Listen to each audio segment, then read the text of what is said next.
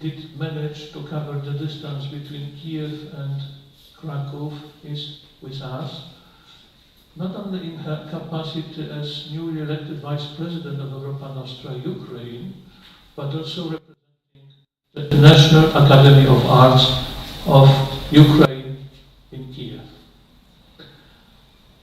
Witają Was. Professor Dr. Gabor Sionkoli is well known here in Kraków for numerous reasons because of his several visits to Kraków. He is today invited in his special capacity as chairman of the Commission Expert Panel on the European Heritage Label in Brussels, representing, of course, the most eminent University of Budapest, Roland Eötvös University, ELTE. I'm grateful that you are with us. And the last but not least is today with us Dr. Stjepan Stulejka, representing Free Belarus and coming from Vilnius in his capacity as the Professor of European Humanities University in Vilnius, representing Belarus. Dear colleagues, our topic consists of two elements, and let me start with the notion of Central Europe.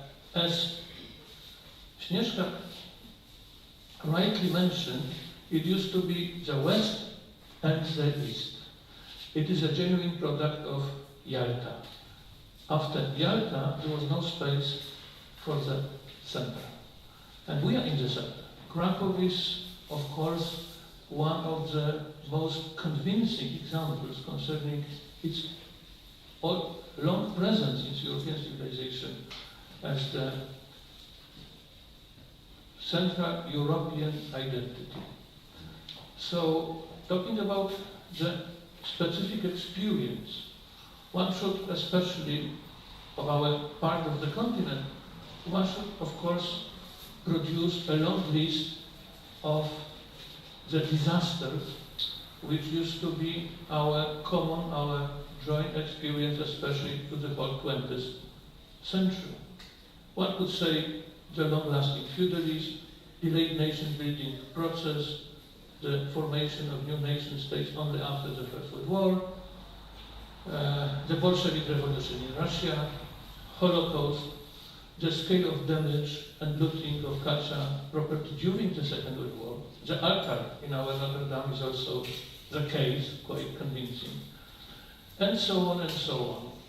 Not mentioning post-war ethnic cleansing and the change of the borders. I used to define Central Europe as this very strange part of the continent where the political borders in the 20th century used to be changed much faster than cultural. And I think, Gabor, that it is the beginning of your story. I would be more grateful if you could kindly, as the most experienced researcher, academician, dealing with Central Europe on the one hand side, but also the chairman of this new initiative for European Parliament, namely European Heritage Label, touching the problem not of tangible but intangible heritage, could comment and share with us with your understanding and your perspective. Are we different or not? Are we the West or the East? How is your experience also concerning not so easy as in Brussels, convincing our colleagues from the West that we are also a part of European civilization? Go ahead, please. The microphone.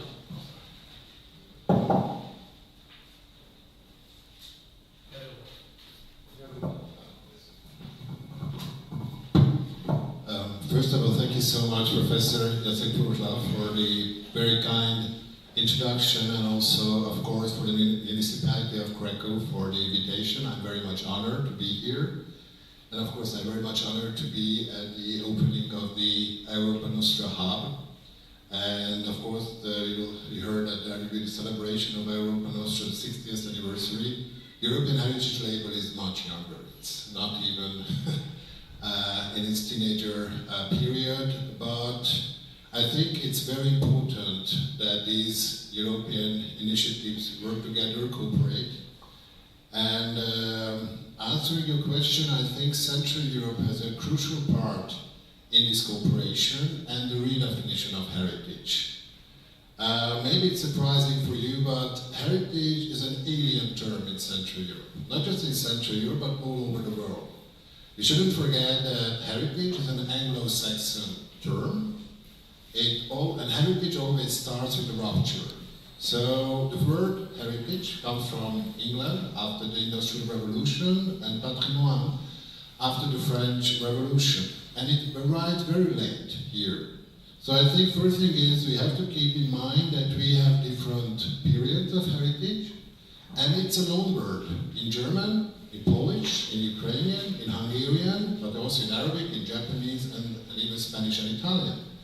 So I think it's important to see there's a long history of heritage, dating somewhere in the early 19th century, late 18th century. And by the time it gets here, it's already modified very much. So very, very briefly, because we don't have much time, I think we can distinguish different periods. So the first period, when heritage is used for nation building in Western Europe. The second one is with UNESCO, and UNESCO also uses English and French as its official languages, makes it global. And that's when it arrives. Kraków, we are just celebrating the 45th anniversary of Kraków joining as the very first European city, the World Heritage List, etc., etc. But when it gets here into Central Europe, there's already, there are so many modifications to that. And then later, because it's a global term, there are so many criticisms against the heritage, the Eurocentric heritage of it, that there's a renewal.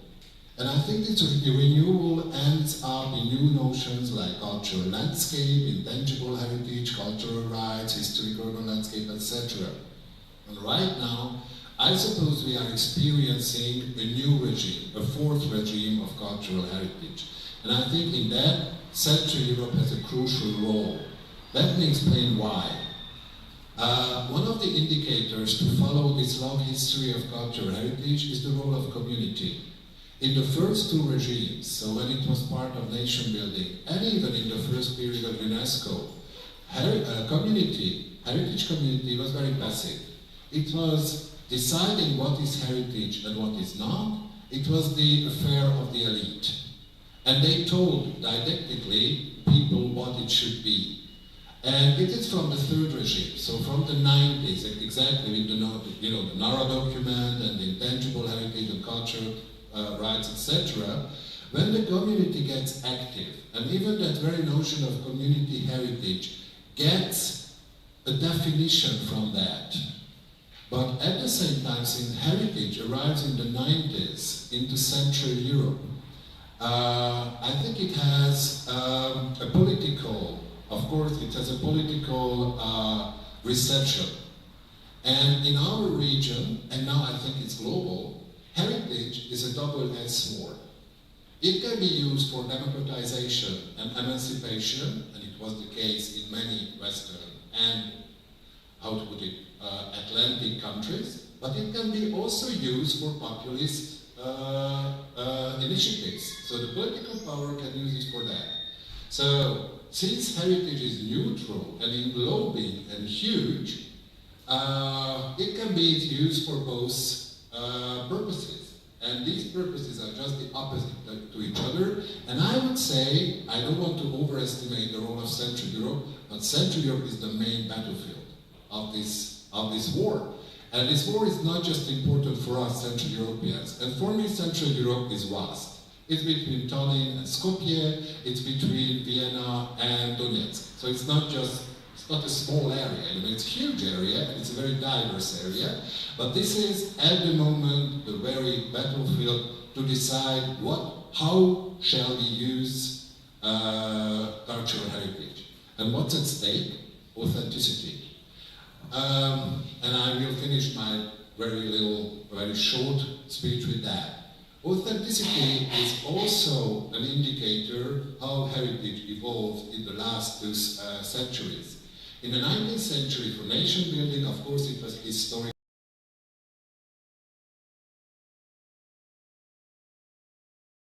We could talk so much about this, how nation building distorted historical authenticity. And of course, we all know that UNESCO chose authenticity as the principle of cultural heritage, and it was very much debated after, from the 90s onwards. But now we can see there's a conjuncture of authenticity in the 21st century. It's hard to find a politician who wouldn't start his speech that I'm authentic.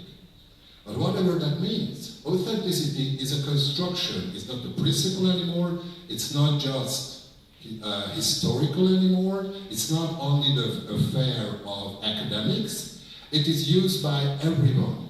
So with the conjuncture of heritage, we arrive to the conjuncture of authenticity. And again, the battlefield is also in Central Europe. And what's at stake with that? That authenticity is not just whether a building is properly renovated or not. Authenticity is what brings us as individuals to moral principles. This dates from the Enlightenment. This is what gives us our identity. So, with this expansion of the notion of heritage and authenticity, we arrived that what is at stake is our identity construction. Because everybody is constructing an identity, we need that. Identity is always constructed on the basis of the past and how we construct our past, and the link between the representation of the past and our current situation is authenticity and heritage. So this is, I think it's a global question, it's a global model, it's very much politicized, and last but not least, I repeat myself the 4th time, the main battlefield is in Central Europe. Thank you so much. Thank you very much, Professor Szonkowy, for this very important introduction and for the message, or even a kind of an early warning also for Kraków Heritage Hub. We are the battlefield. And it is not just a matter of conflicting memories, it is quite often also a matter of so-called dissonant heritage, which is, I understand, one of the major issues of European Heritage Legal Expert Panel as well. But don't be so shy and so modest, please. In this sense, I'm looking at the Monsignor, too big modesty is vanity. Professor Szonkowy just published at Routledge a very important book. Could you just remind everybody the title of this very book, which touches exactly the problems we are discussing at the moment, just to let also the broader audience concerning the streaming simply to be well informed. It is 15 seconds for advertisement. Yeah, so time for advertisement. Thank you so much. It's about urban heritage. Social and economic revival. And just to have more than 15 seconds, we offered it, of course. Yes. So we offered it as a historical book, and Routledge immediately put it to economic and social revival and regional development. So that also shows that heritage, it's in English, yeah. It's in Routledge, it's appeared in April, and there are 10 chapters, and I have to tell you that the second chapter is written by my eminent friend, and it's about Kraków. Yeah, so I have to do that, as you would. So actually it's about Kraków as a heritage model, because what is, I think, again, so revealing, that Kraków went all through the regimes. And it's extremely dynamic. So I think the whole world can learn from the example of Kraków. And it's, I think, actually we wrote the 2 first chapters. One is about theory, and Kraków is the best model to prove that. So And it was a choice of Budapest, no doubt.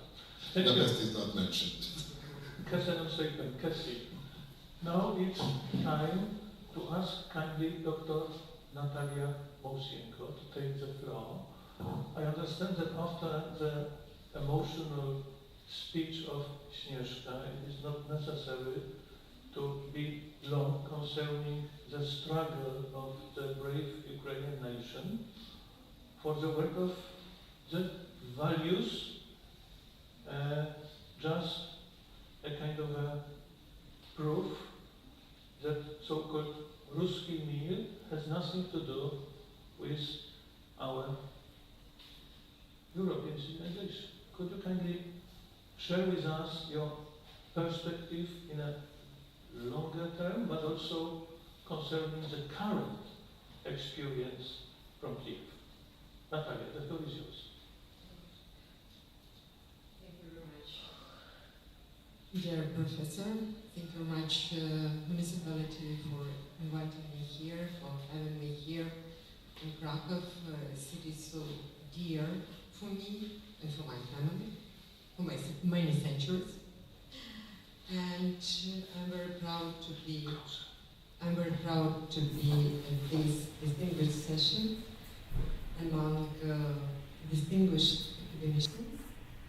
But for the last 1 year and a half, I'm very far from academic research and publication. So when Jacek asked me about latest news, I wondered what the latest news will be interesting for you. Some of you are following the news from Ukraine on TV, on radio, on internet. Somebody, even if you don't want to follow this news, we are everywhere, and I know this. So what news can I share with you? And I would like to share with you some news from Kharkiv. First of all, I would like to tell how I greatly appreciate the live issue of hearing about Kharkiv, because it gives perspective, gives history, it gives to the very real situation in the city. And it's so important to have such a serious publication in nowadays. Sorry to interrupt you. We should just, as a footnote, say that Heritage is a quarterly published by the International Cultural Center, and I understand you are now mentioning the very hot, the very recent issue, which is dedicated to art. Yes, thank you very much, Professor, for this footnote. And I was so sure that everybody knows Heritage. Everybody reads Heritage. Everybody reads Heritage. It was a vanity. It is a really great issue. And so some news, according to this wonderful issue, last issue of Heritage, some news from Kharkiv. Several days, the days, Kharkiv presented its newly rebuilt and decorated classrooms in its metro. Children of Kharkiv to have possibility to study, go to their classrooms, to the metro stations of the city. What does it mean? From my point of view, this is a great symbol. Kharkiv is situated 20 kilometers from the Russian border. 20. The Russians were completely sure, absolutely sure, that they will take Kharkiv, as famous as Kiev, for 2 days, and they absolutely, I am sure, they cannot understand how the city continue to resist, how it opened its classrooms in metro and don't give up. This is very symbolical, and this can serve, this is quite difference between the even main idea of the Central Europe, the civilization choice, and of course absolutely different from this civilization choice Russian law. Professor, you mentioned moral principles. I'm thinking about moral principles every day, because every day I still do not believe that everything I survive now is my reality. I don't believe in it still, 1 year and a half after the beginning of this terrible war. About what moral principles we can discuss, what moral principles can be mentioned, what scale of moral principles can exist if the children of Kharkiv goes to study to the metro station. And of course, children of Kyiv and other cities and villages of Ukraine, those who have possibility to go to school. Here, also, I would like to thank everybody in this audience for having our children everywhere in Europe and America and Australia and New Zealand to continue these studies. And I really greatly appreciate special city of Kraków. I know how many Ukrainian children receive the possibility to continue their studies here. And I do remember that the biggest Ukrainian flag in the city of Kraków was on the International Cultural Section. This is about our differences. Because if we do not have with other civilization, but it's very difficult for me to use this word civilization, the same moral principles, how we can looking for this togetherness, how can we looking for this community. And speaking about cultural heritage in this perspective, I would like to call your attention to very important initiative by Europa Nostra that was launched more than 1 year ago on 9th of May here in Kraków, and that is called Heritage Solidarity Fellowship for Ukraine. Why it is so important? Because it is about people, for people, and directly to support people. To support those defenders of cultural heritage who are near front line, who are looking for their small or big cultural heritage sites or museums or libraries or archaeological sites, even during the war. And that's why this fellowship is so important. It's important because it's about people. Ukraine has received different kind of support for cultural heritage. Packing materials, constructions for constructions materials, etc., etc. But why this is so important?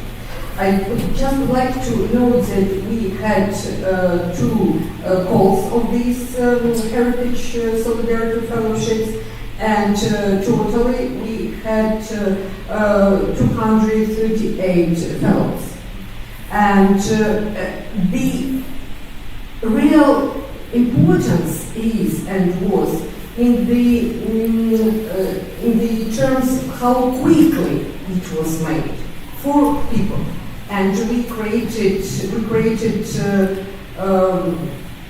selection committee, and this selection committee of 11 persons of volunteers who helped us to choose these fellows.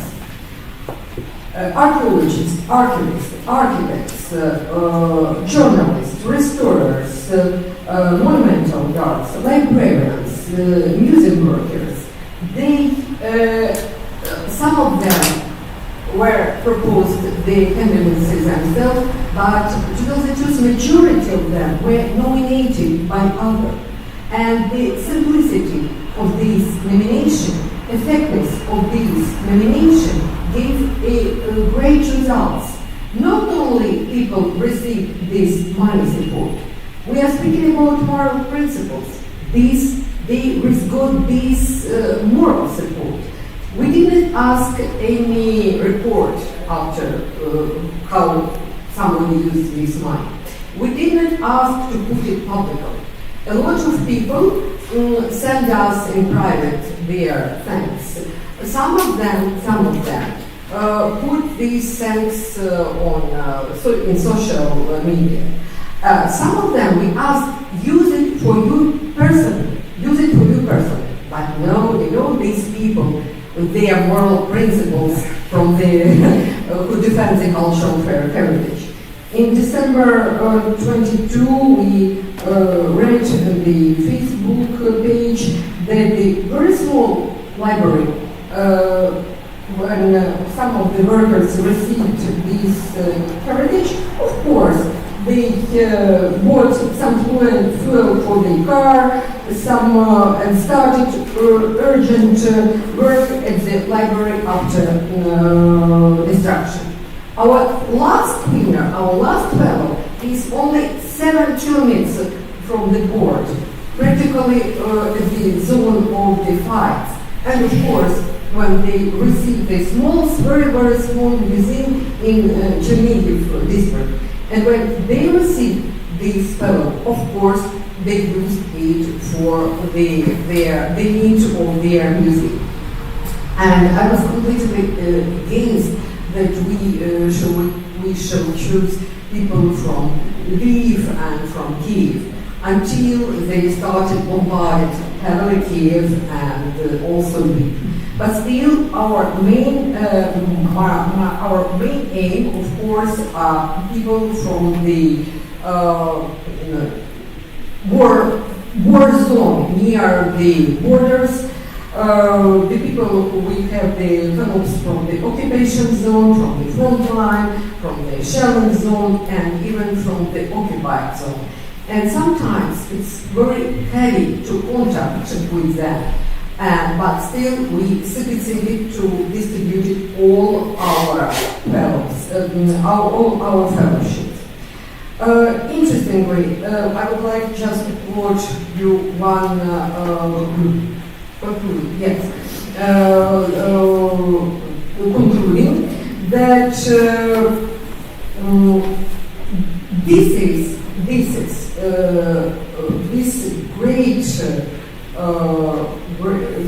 this great fellowship initiated, launched by Europa Nostra. It was the first crowdfunding event by Europa Nostra, yes.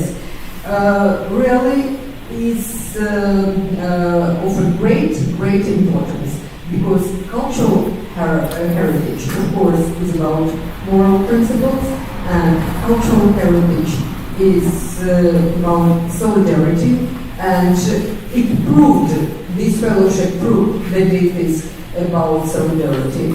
And of course, I'm absolutely agree with your professor that it is about moral principles. Thank you very much. Thank you, Dr. Mosinko. Am I online?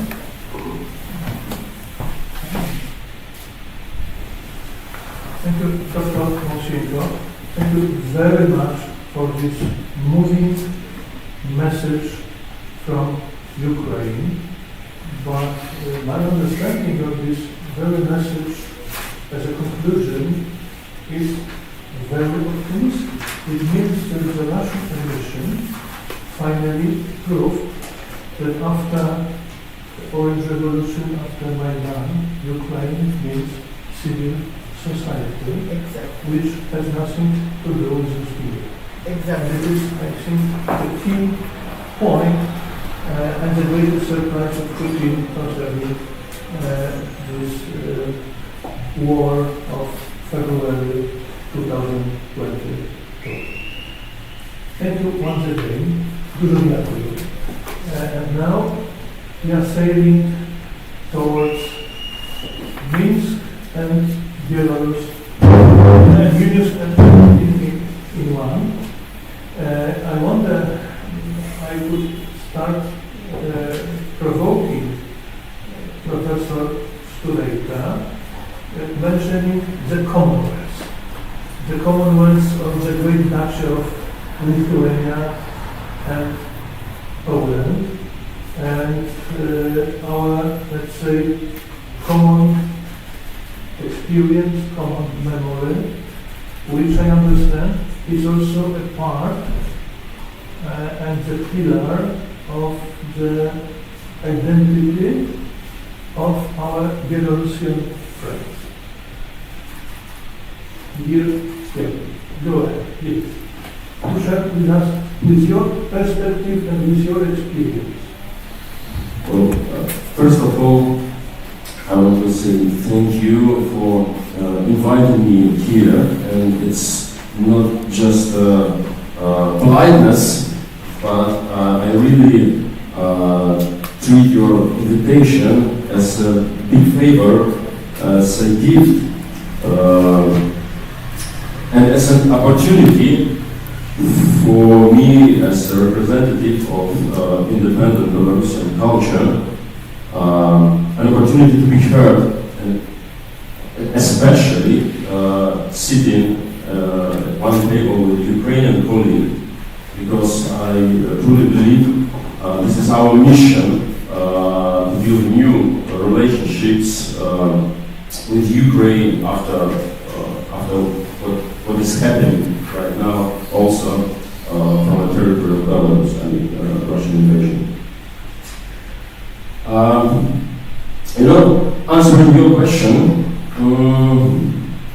today visiting cultural heritage sites in Belarus is probably the very last legal form of celebrating Belarusians openly and publicly.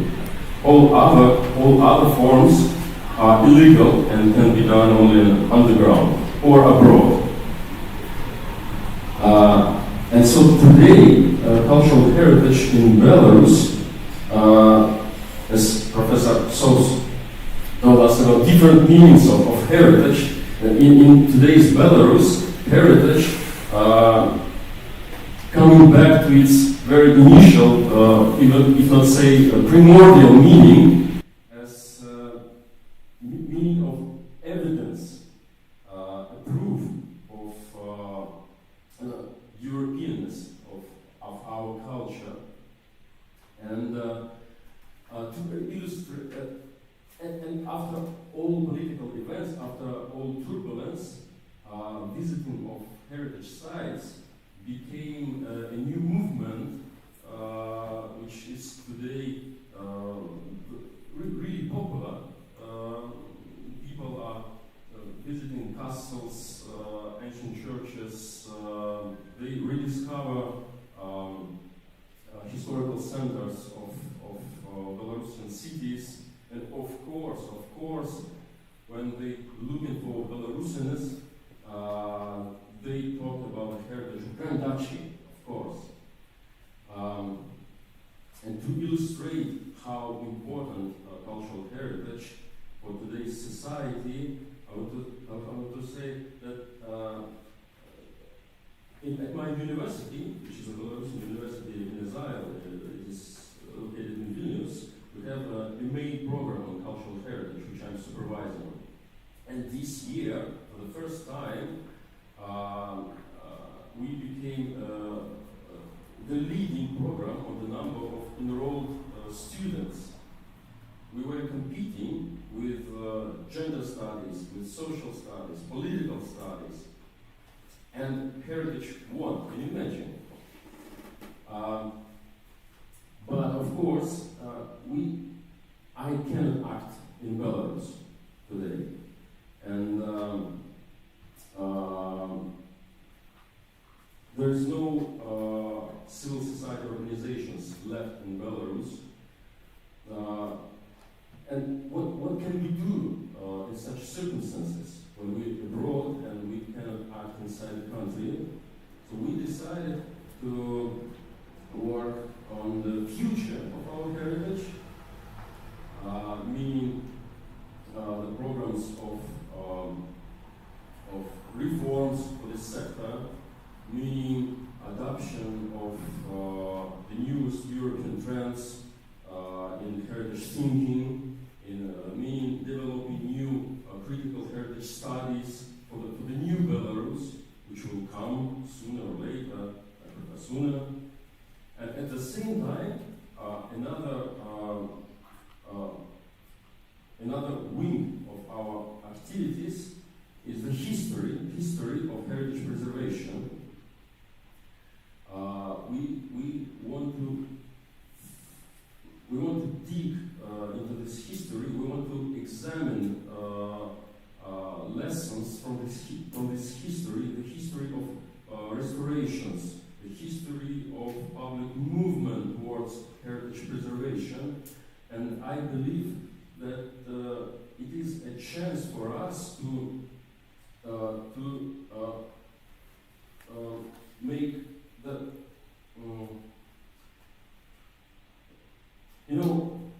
the problem with the Belarusian culture is that many people abroad do not truly believe it's independent. And the year 2020 showed that yes, Belarusians exist. But this happened not as something just political act against Lukashenko. It was a long path of being a subject of history. And so I believe that studying the history of heritage preservation can give a retrospective understanding of how we became who we are. I mean, independent society. I mean, Belarus as a nation. So this is what we do, and it is what can be done from abroad. And I truly believe this will be useful quite soon. Thank you very much indeed from this, once again, optimistic message from the free Belarus. And it is the next proof that civil society and heritage, it is the essence for your way of freedom, democracy, and sovereignty. Once again, thank you very much indeed. And now it's time to ask kindly Professor from Wrocław to share with us not only his great experience concerning the protection of technical heritage, or industrial heritage, or post-industrial heritage. Professor Gerber is the Polish king, let's say, of those who are so deeply involved in the protection of the heritage of the era of industrialization, and it is not a secret and coincidence that he comes from Wrocław. Wrocław used to be for centuries the twin of Kraków. We did compete, but anyway, the big difference between Kraków and Wrocław is that Kraków symbolizes Polish continuity, and Wrocław is the biggest, we understand, city in Europe, which, as the result of the tragedy of the Second World War, has changed its population in 100%. So one of the biggest German cities at the very end of the Second World War is one of the biggest cities of Poland, the proud European Capital of Culture 2016, which was not community. So I understand that this is not just of your, let's say, favorite topic of the chimneys of Upper Silesia and the tenders of the railway stations of Lower Silesia, but I wonder if you are aware, Professor, that you are one of the most prominent personalities of civil society in Poland dealing with ethnic. Could you kind of share with us your thoughts and your experience, please? Thank you very much. Thank you very much for this introduction. Thank you very much. Thank you very much that I can be together with you and the chance to speak to you.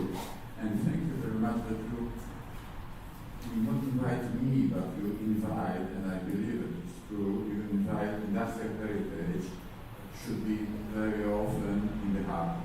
Because industrial heritage is very often in deep shadow. How we sitting here, we can't live without techniques, new technology. I can speak without, but it's like a microphone. It is streaming, so you are touching the I only would like to say that we are very, very dependent on the technology. But we forget that technology creates heritage. Why? Because it's difficult, it's not beautiful, it's not, sometimes not part of criteria which we use to the material culture. It's difficult to speak about the beauty of textile machine. Of course, much better to speak about this fantastic Renaissance city. Of course. So I think it's one of the reasons. But we can't forget about industrial culture because they create dust. Kraków and very close neighbors is Upper Silesia with Katowice. And in the middle of 19th century, it was almost finished. And now it's one of the biggest and very densive population industrial place with also own culture. But even today, one of the colors is demolished, which is very historical. We're sitting here, but some machines demolish our culture. Why? Because we don't understand it, because we don't know. It's a question, of course. It's a question, I think, mainly in education. It's a question why I and my colleagues are so deep involved in protection of industrial heritage. Not body which should do it, like conservator offices, they should save heritage, not just personal people. We in our group, we established Foundation in 2007 to be more and more well involved in protection of heritage. Because from the position of the person working at the university, I could only write article and maybe give some information to the news. But it's not too much improved. We have so many battles. Today was speaking about battles. Our battles are different. We still fighting to save our history. We still have a problem to understand how the Egyptian pyramid was built. In the future, who will be know what is steam engine and why we developed what was railway and why this and how the railway was powered, what was coal mining, for what was coal, because the coal is disappeared. Now Europe say no more coal. We need a new kind of energy. But coal is our heritage. We have to think also this way. Today we have a problem which I think is difficult sometimes even for people from outside understand. But we need coal if you would like to save our industrial heritage. Because if you would like to show to our kids working locomotive, we need a coal. We would like to show old car, we need fuel. It's our heritage. We also have to say Europe say no more coal. We say, yes, we need minimum one working collaborator to keep industrial heritage still working and be more and easier understandable. And this battlefield we're speaking about, we have many. When I started my work in the 80s, it was a time that I see industry, very historical industry which produced a lot of things, sometimes very unmodern way. When the system in Poland changed, suddenly everything changed, also our industry. And it was a time when industry moved to the heritage. It was very short time, so very short period to do something. I remember how fast we were working at university to make application, what kind of object, for instance, the object which the conservator should legally protect. And very often people who collect metal, scrap, was faster than we. So we made the papers and they were working to demolish some. The Soda House was speaking. It was destroyed during Sunday. Beautiful object designed by Max Berg, if you remember UNESCO site, Halle in Bristol. It is the same author. It was demolished on Sunday. Nobody understands why. Of course, very often we have to fight against money. Sometimes we say, without money it's easier to protect heritage. Money not always helps us with it. For instance, in the center of historical city we have a railway. Fantastic subject for new investment. But railway is a part of our heritage. We can't completely take a railway out of factories which was established almost in the city center. We're speaking about Hungary before. Gans company, famous one. If somebody knows what was Pafavak, was famous German, later Polish railway company. So similar, route system was in Hungary, in the center of Budapest, and now it's Millennium Park, which had not so much connection with this factory before. So the next problem is that, of course, some of the object is protected, but not always the best way. Sometimes we just, architect, take object and use as a place to play and build new ideas. But industrial heritage is not building. It's technology which was inside. It's machine which was inside. It's the people who know how to do it and what they did. If we keep only building, it's not what we want. We want an object which we can understand what was inside. And we need the help, and I'm so happy that I'm here, because for instance, initiatives of Europa Nostra, like 7 lectures, is fantastic. And I would like to say thank you very much for that. We, as a foundation, in 2019, make application. We have an electric power station in Szomberki, it's a bit of, and it win. So I mean, it was very well informed in Europe that such an object in Upper Silesia is dangerous and should be protected. And it was a long way, but now we have new investors. Thank you for that, because another way probably is going to be demolished. So there is some good ideas, but also some bad. But also, I would like to thank Europa Nostra again. If you remember, it was a lot in news. It's a film Mission Impossible, and the famous actor had an idea to put one of the scenes of this film in Poland, which would have been very today. But he would like to use our historical railway bridge from 1906 in Katowice, in beautiful area, mountains, artificial lake and bridge, to make a film. But he would like to blow up this and it was supported by our government. That is correct.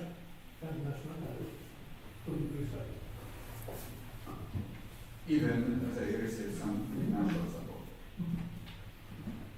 So thanks again for Europa Nostra. We send a lot of radio from Europa Nostra, from CITI and many organizations, and also from a lot of journalists over the world. The object is protected.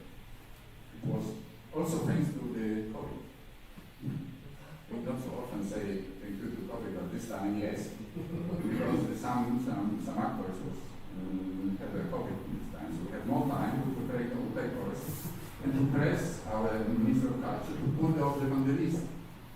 And the COVID helped us.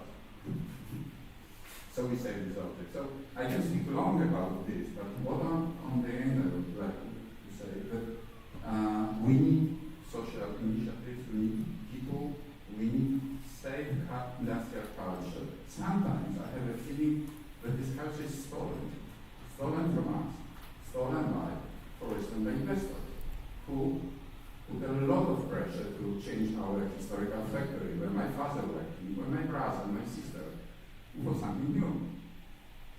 And we need such organization like Europa Nostra, that we have a place where to go to say, help us. And then I would like to say that I speak in industrial heritage, but this is many kind of heritage similar like that, like hospital heritage. I speak about heritage which are connected with technology, and this heritage is very often mentioned. So my wish is that the hub will be support also this part of culture, material culture. I just like that.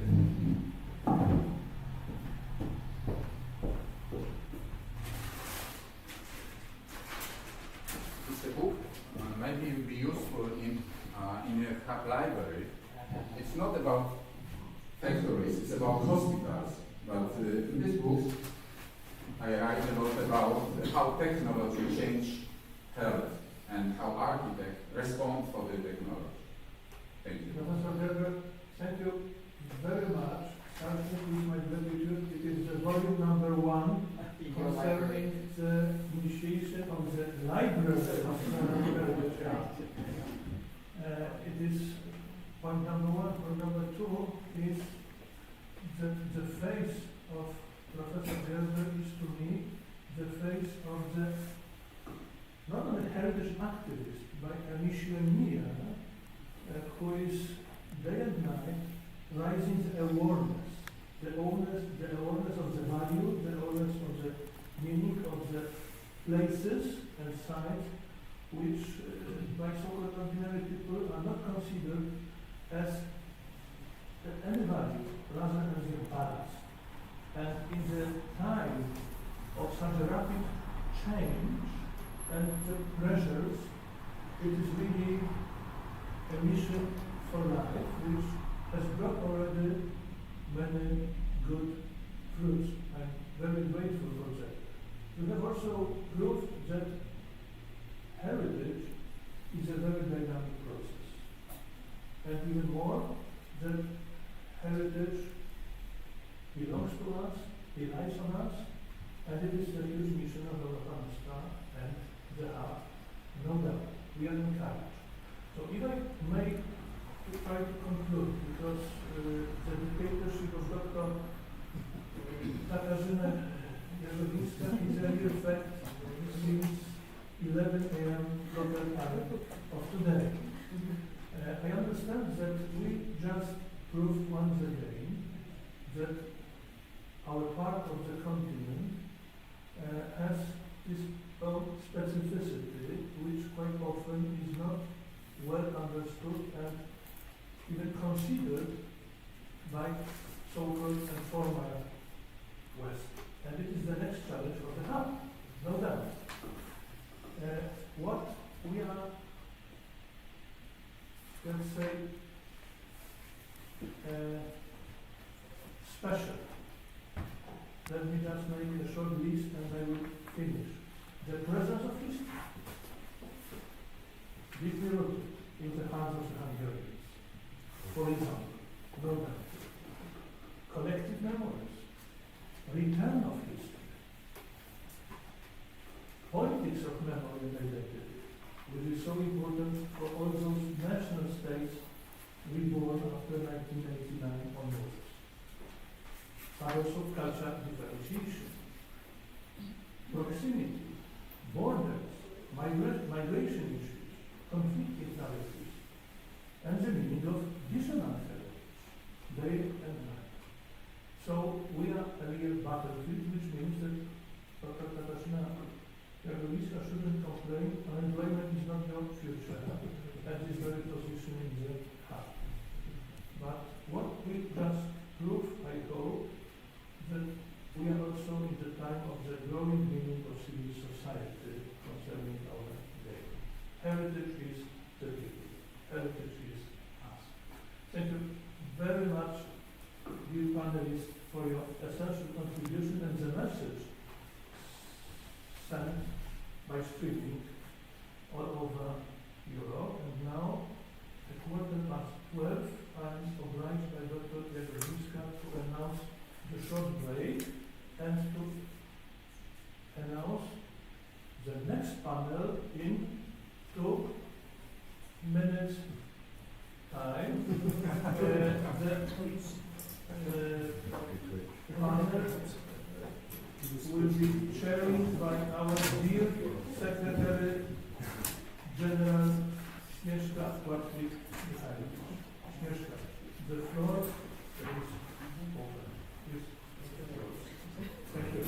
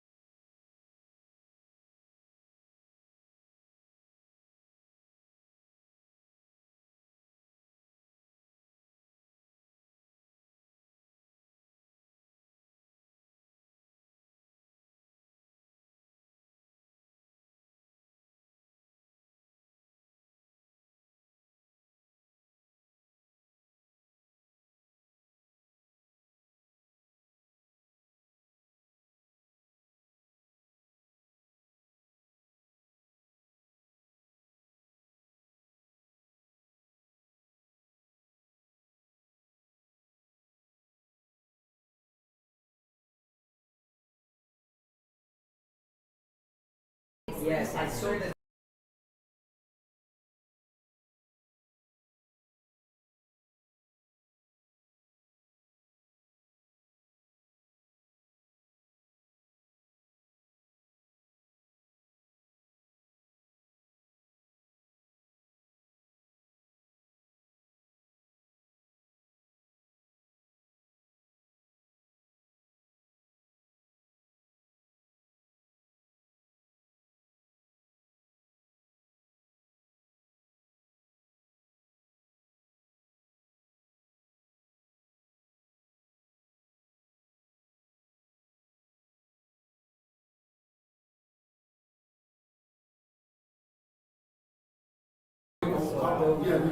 Going up.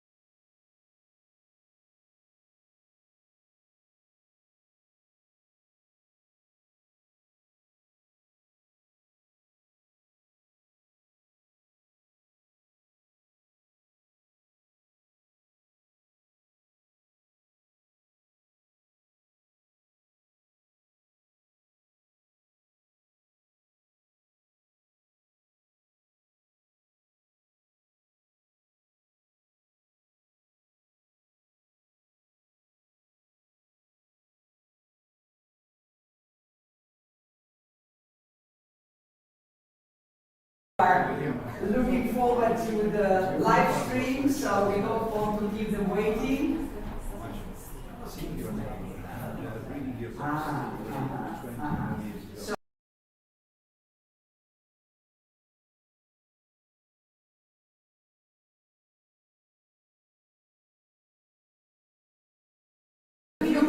So yes.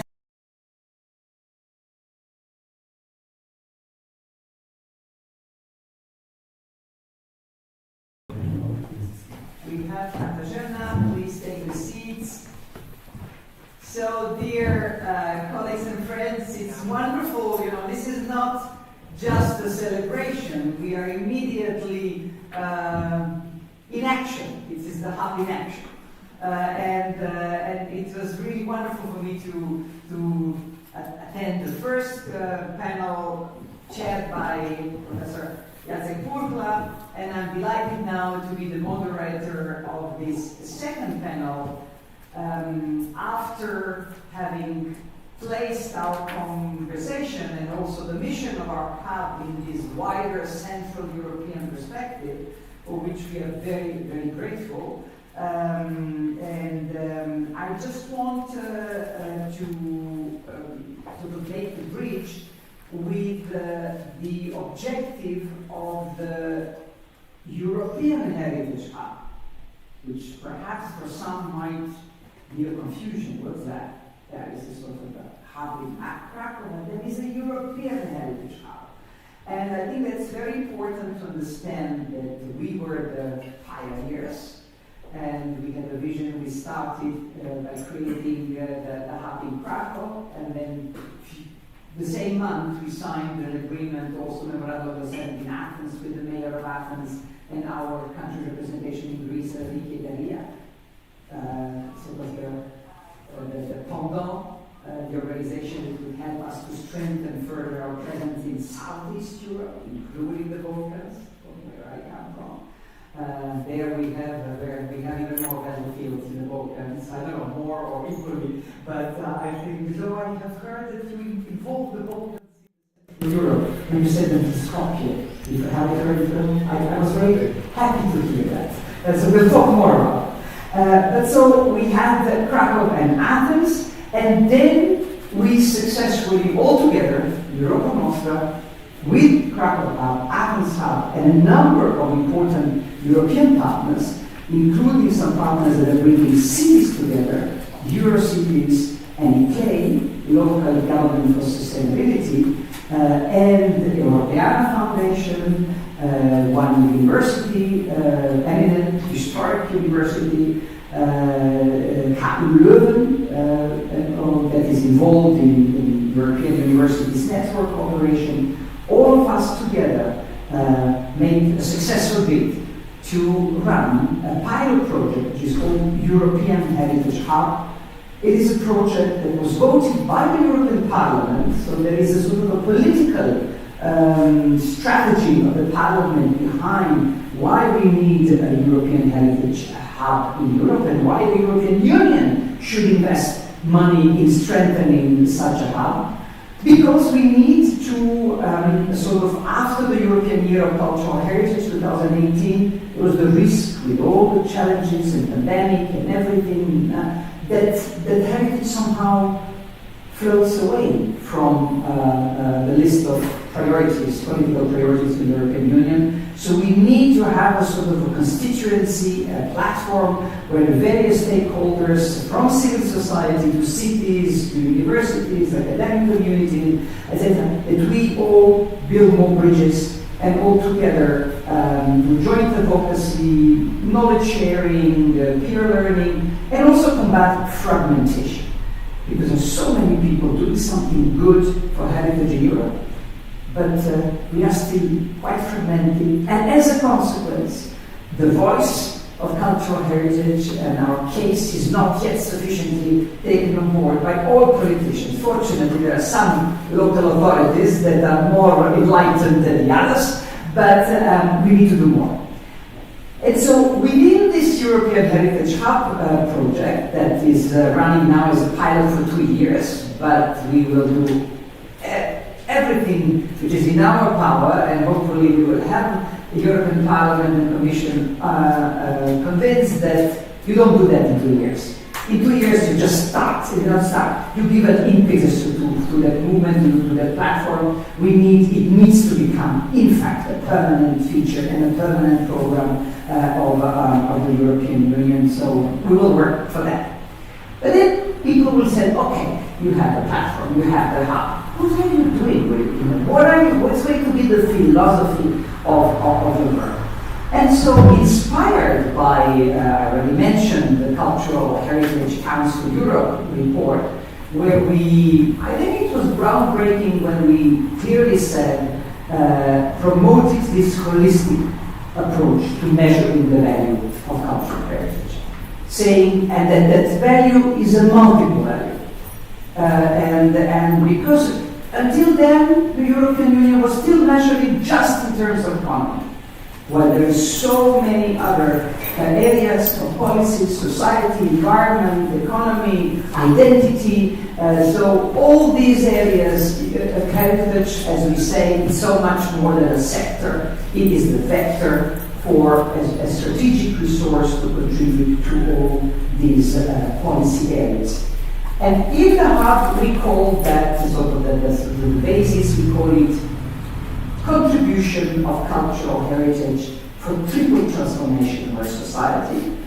Well, there are many transformations, but we there had to sort of single out the three: the green transformation, the digital transformation, and the social transformation, which are in fact the consequence of climate emergency, of emergency in the way how we communicate with each other, and the emergency for our democracies and how our society, cohesion and inclusion in our society. And that's why we need to do the transformation, and we want to demonstrate that cultural heritage is something that should not be forgotten in all this prosperity. On the contrary, it should be put at the heart, sort of at the power of change, of positive change.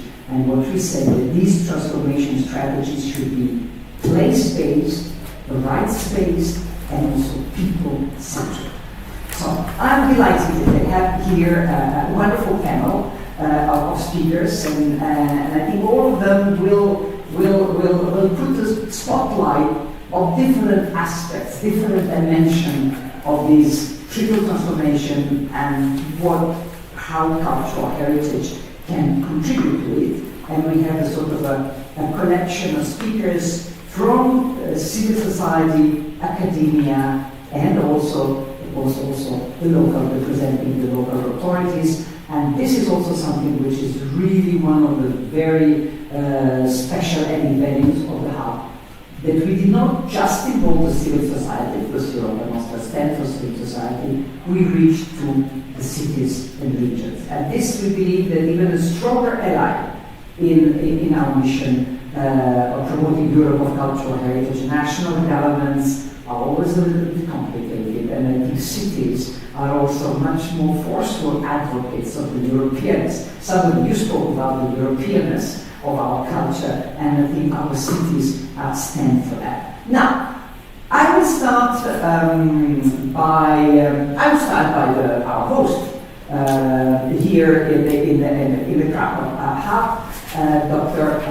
Katarzyna Jagodzińska, who is, as you have heard, now head of the Europa Nostra Heritage Hub for Central and Eastern Europe here but also assistant professor at the Institute of European Studies at the Jagiellonian University in Krakow, and also first director for programming in the Toy Museum in Krakow. So, there are so many important initiatives in this city. She was one of the part of the research team of the Cultural Heritage Council Europe report, written author of 5 books on museum. We are really delighted, Katarzyna, that you are now the driving force for the hub in Krakow. And I know that particularly, of course, you are aware of all the aspects of the triple transformation. By the way, we also have a document. I hope that somebody in the chat, perhaps also to the live stream, can share the link to the document on the concept document about the triple transformation. And this is available also for whoever is interested to go deeper in this document. Katarzyna, the social aspect. Because, as I think the last sentence we ended the previous panel is that heritage is about people, it's about society, it's about us, and it's about the future and the future society. So, how altogether how can we contribute to build better, more cohesive, and more peaceful societies? Mission impossible, mission possible. It's such a big question, and as you well said, Europa Nostra since its early days have actually been doing that in all the aspects. Actually, the holistic aspect that we were actually underlining in Cultural Heritage Council Europe in 2016 was also about this and about connecting heritage, society, culture, environment, and economics. So this is like a step forward that we are doing right now in this project, and I hope that this is just another step and the final step, because this is a job, another never-ending job. So I've been dealing with various aspects of social and society within my both professional and academic work.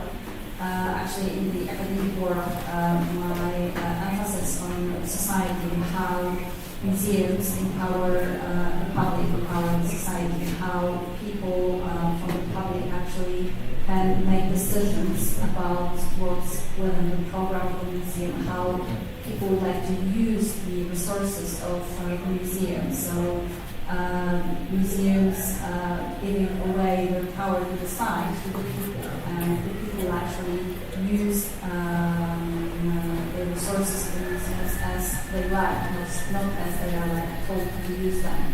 So in the hub also, now I'm in the Kraków hub, we would like to basically follow the needs of our public and the society, what kind of projects they would like to ask to receive, and we would like to give the floor to the NGOs, to the civil society regarding our further actions.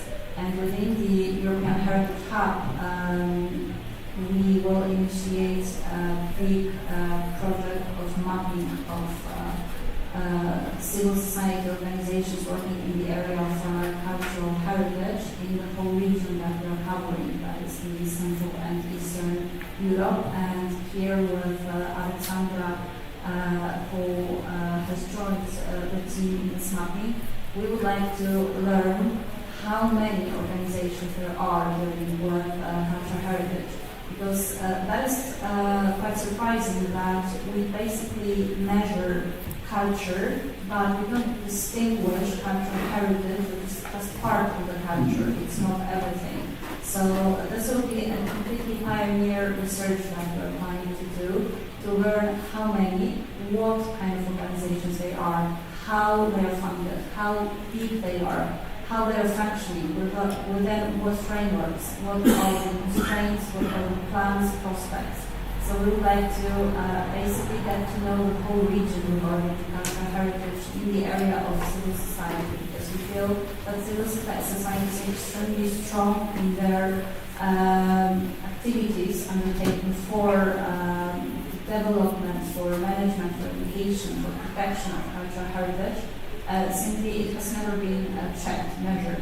So this way, we would like to make a mapping. We would like to publish a report, and maybe this would be also an incentive for other parts of Europe to actually develop further this research, and then we would possibly cover the whole of Europe and have the overview how strong the sector actually is. We are the voice of the central.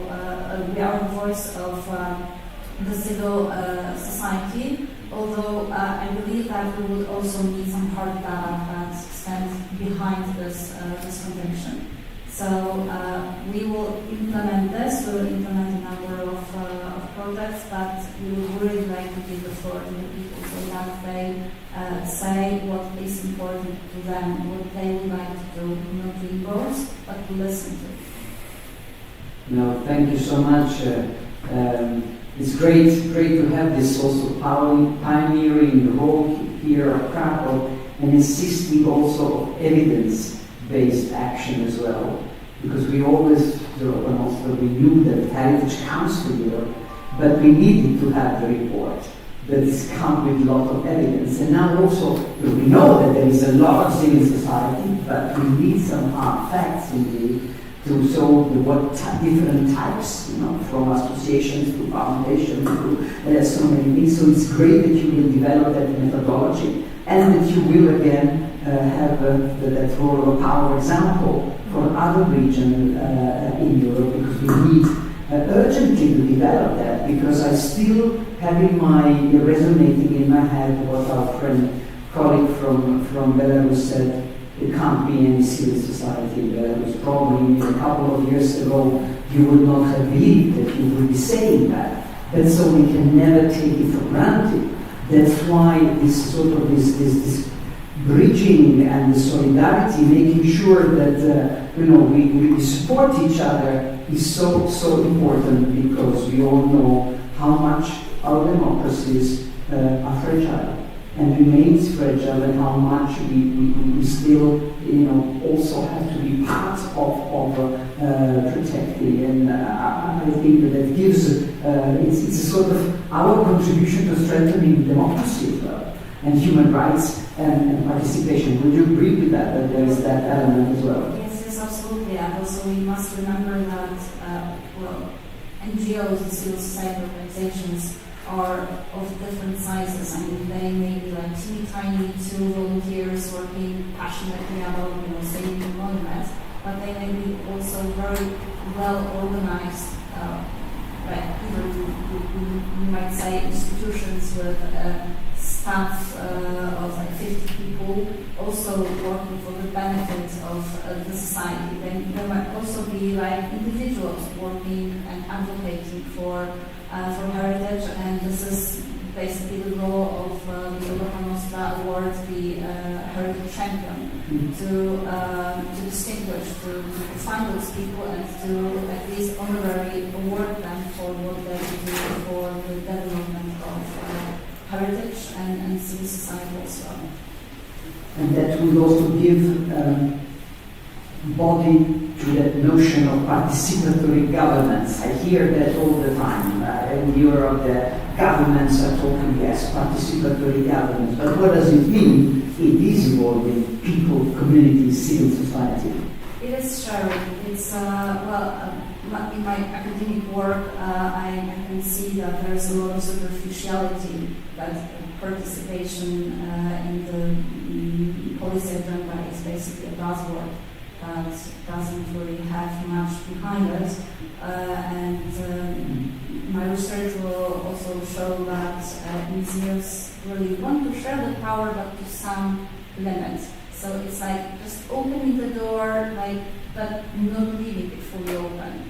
So, but still, I believe that it's worth doing that and sharing power with society, with everybody who wants to participate. Because let's say it straight, not everybody wants to be a decision-making person. Some people just want to listen and observe, and that's fine. But there's a number of people who really want to have some impact, and letting them have the impact is what is truly worth doing. Thank you, Katarzyna. Now, I would like to give the floor to an eminent lawyer and activist.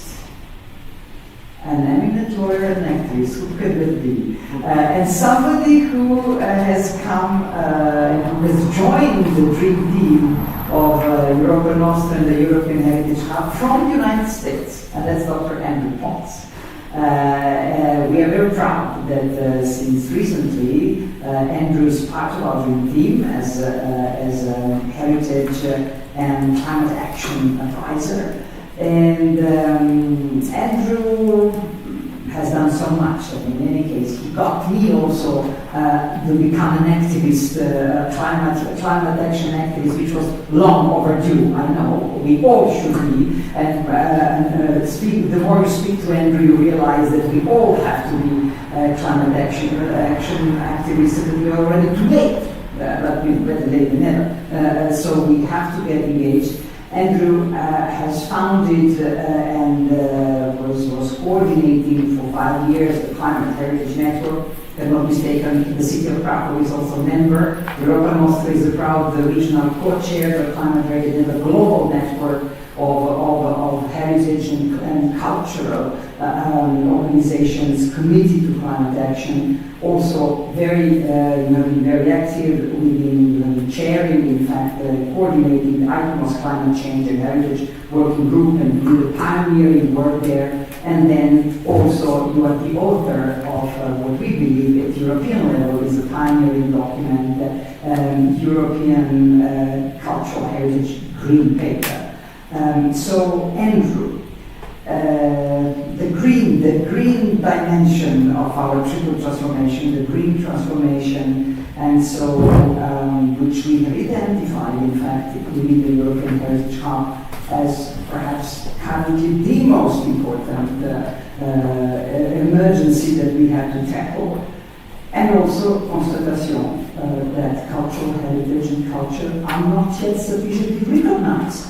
Not just being part of the problem, as being endangered, but the world is in danger, and there are heritage in it, but being part of the solution.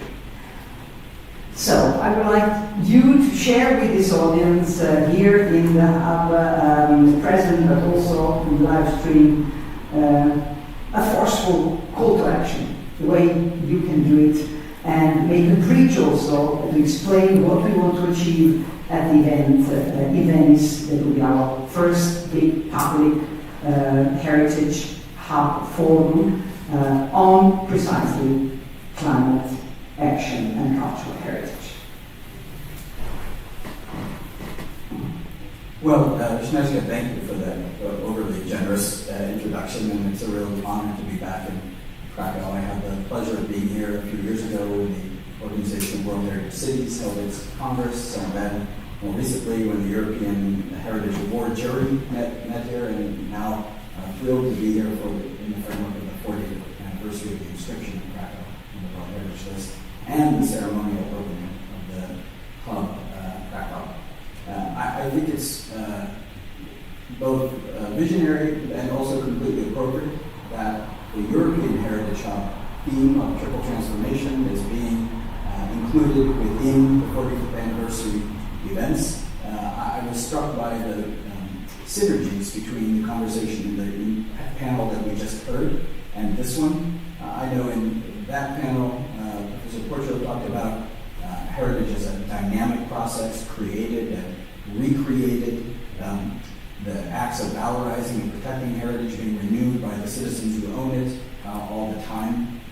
Now, Snežka has introduced the theme of the hub, European hub, triple transformation, the intersection of these great forces that are affecting Europe and Europe's populations, green transformation, digital and social. And so when you put this together, you get this great question of, as cultural heritage is dynamically reinterpreted and recreated constantly, how does that intersect with the process of transformation? Europe's cultural heritage, how is it a vector, a roadblock, a guide, a hindrance to green transformation, digital transformation, and social transformation? And these are really the great questions that provide the framework for the European Heritage Hub. And I have some responsibility for helping to coordinate the green dimension of the hub, looking at green transformation. Snežka said correctly that climate change is an existential threat to the planet, but to people and to their heritage. One of the greatest threats to heritage that there is. We know scientifically what has to be done to tackle climate change, starting with decarbonization and reducing greenhouse gases so that we hold global warming to 1.5 degrees Celsius, so that we mitigate the impacts of climate change on people and on their heritage. We know that the world has been trying to do this for some years, including in the framework of the Paris Agreement, and we know that so far it's not succeeding, that we're not on track to hold the global warming to 1.5 degrees, that we're not on track to mitigate the damage to cultural heritage from climate change. And so what has been missing? Why hasn't the world succeeded more? Increasingly people, including scientists, not just me, not heritage advocates, but climate scientists, say the missing ingredient is attention to the cultural dimension of the climate crisis. It's called anthropogenic climate change, caused by people. And not just people acting as individual actors, but people acting through their cultural lens, acting from their heritage perspective. And so how do we really take on board the cultural dimensions of the climate crisis, the socio-cultural enabling conditions of green action, and how do we thread that through the practice of cultural heritage in Europe? How do we mobilize cultural actors? How do we mobilize ministries? How do we mobilize public bodies? How do we mobilize cultural heritage professionals to play the role that they can play in green transformation? So these are questions that we will be looking at across Europe in the hub, including with our partners in Krakow. As Snežka said, we do have a sister event to this panel. We have a sister event in Venice on September 28th, where the hub will launch a call to action. What action? A call to put culture and heritage at the heart of climate planning and policy in Europe. Bringing this missing cultural dimension to the design of climate adaptation, of climate mitigation, of just transition, of planning for loss and damage, of all the key components of green transformation, each of which has a crucial cultural dimension, many of which are currently missing from European policy designs. So we're talking about climate change amongst ourselves. We are culture colleagues talking about climate change. In Venice, we launched a call to action to obtain a conversation about culture with climate colleagues, to bring the conversation about culture to climate colleagues, even as we in culture talk about climate. And so I thank very much Krakow for organizing this sister event to the September 28th Venice program, and I hope you will find time to watch the live stream of the Venice program on the 28th. Thank you. Thank you, Andrew.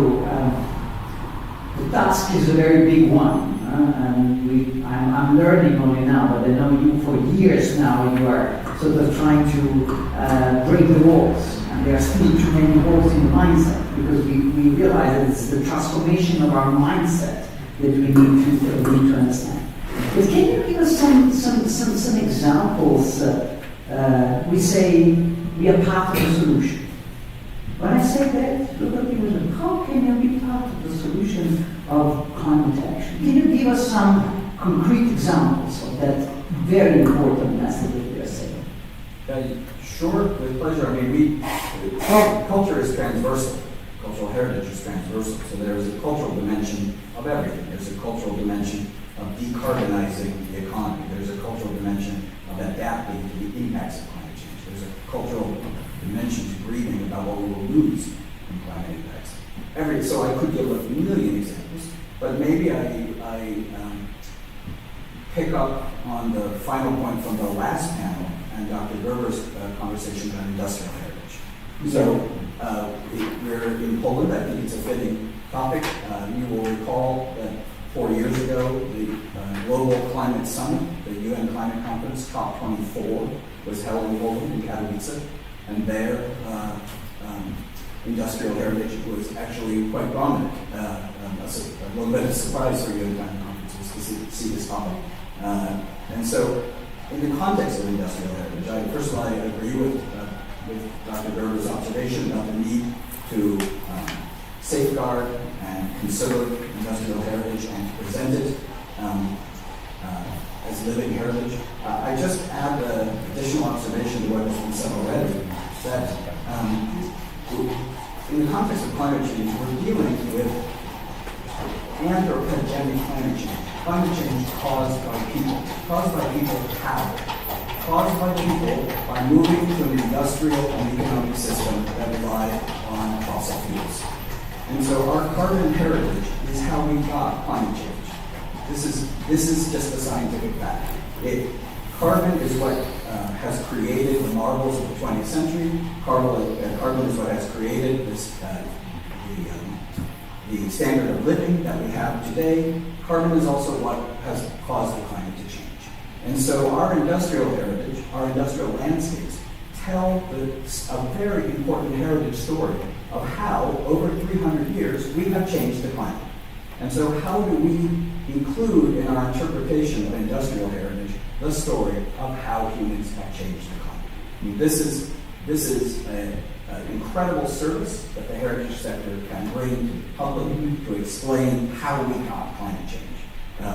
It's not just through the burning of fossil fuels, it's through the economic and social systems that cause people to need more and more energy, but at the root of it, enabled by the availability of abundant fossil fuels. So that's a dimension. But also... so it's sort of educational function of heritage.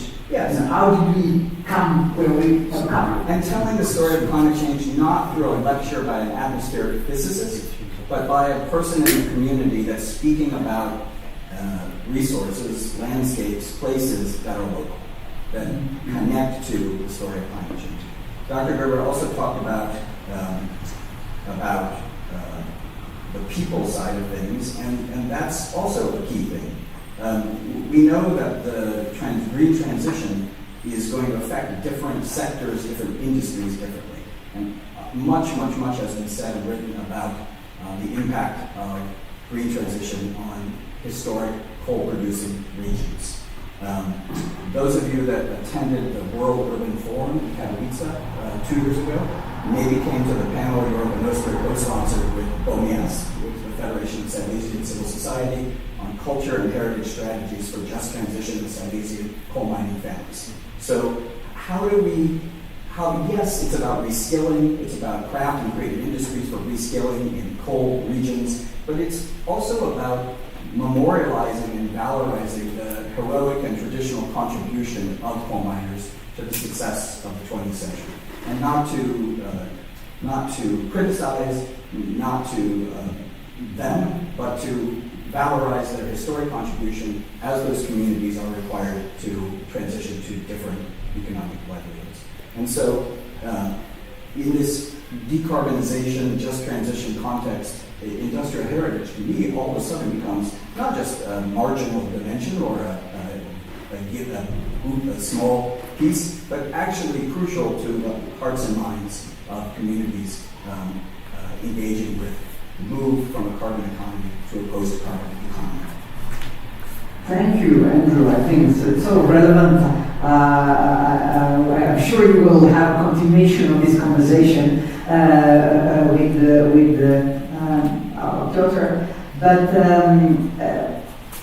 in fact, listening to you just now, what you said, we need also to project the concept, because for a very long time we have been always saying we have to give a future to our past. That was one of the slogans of the Council of Europe campaigns, etc.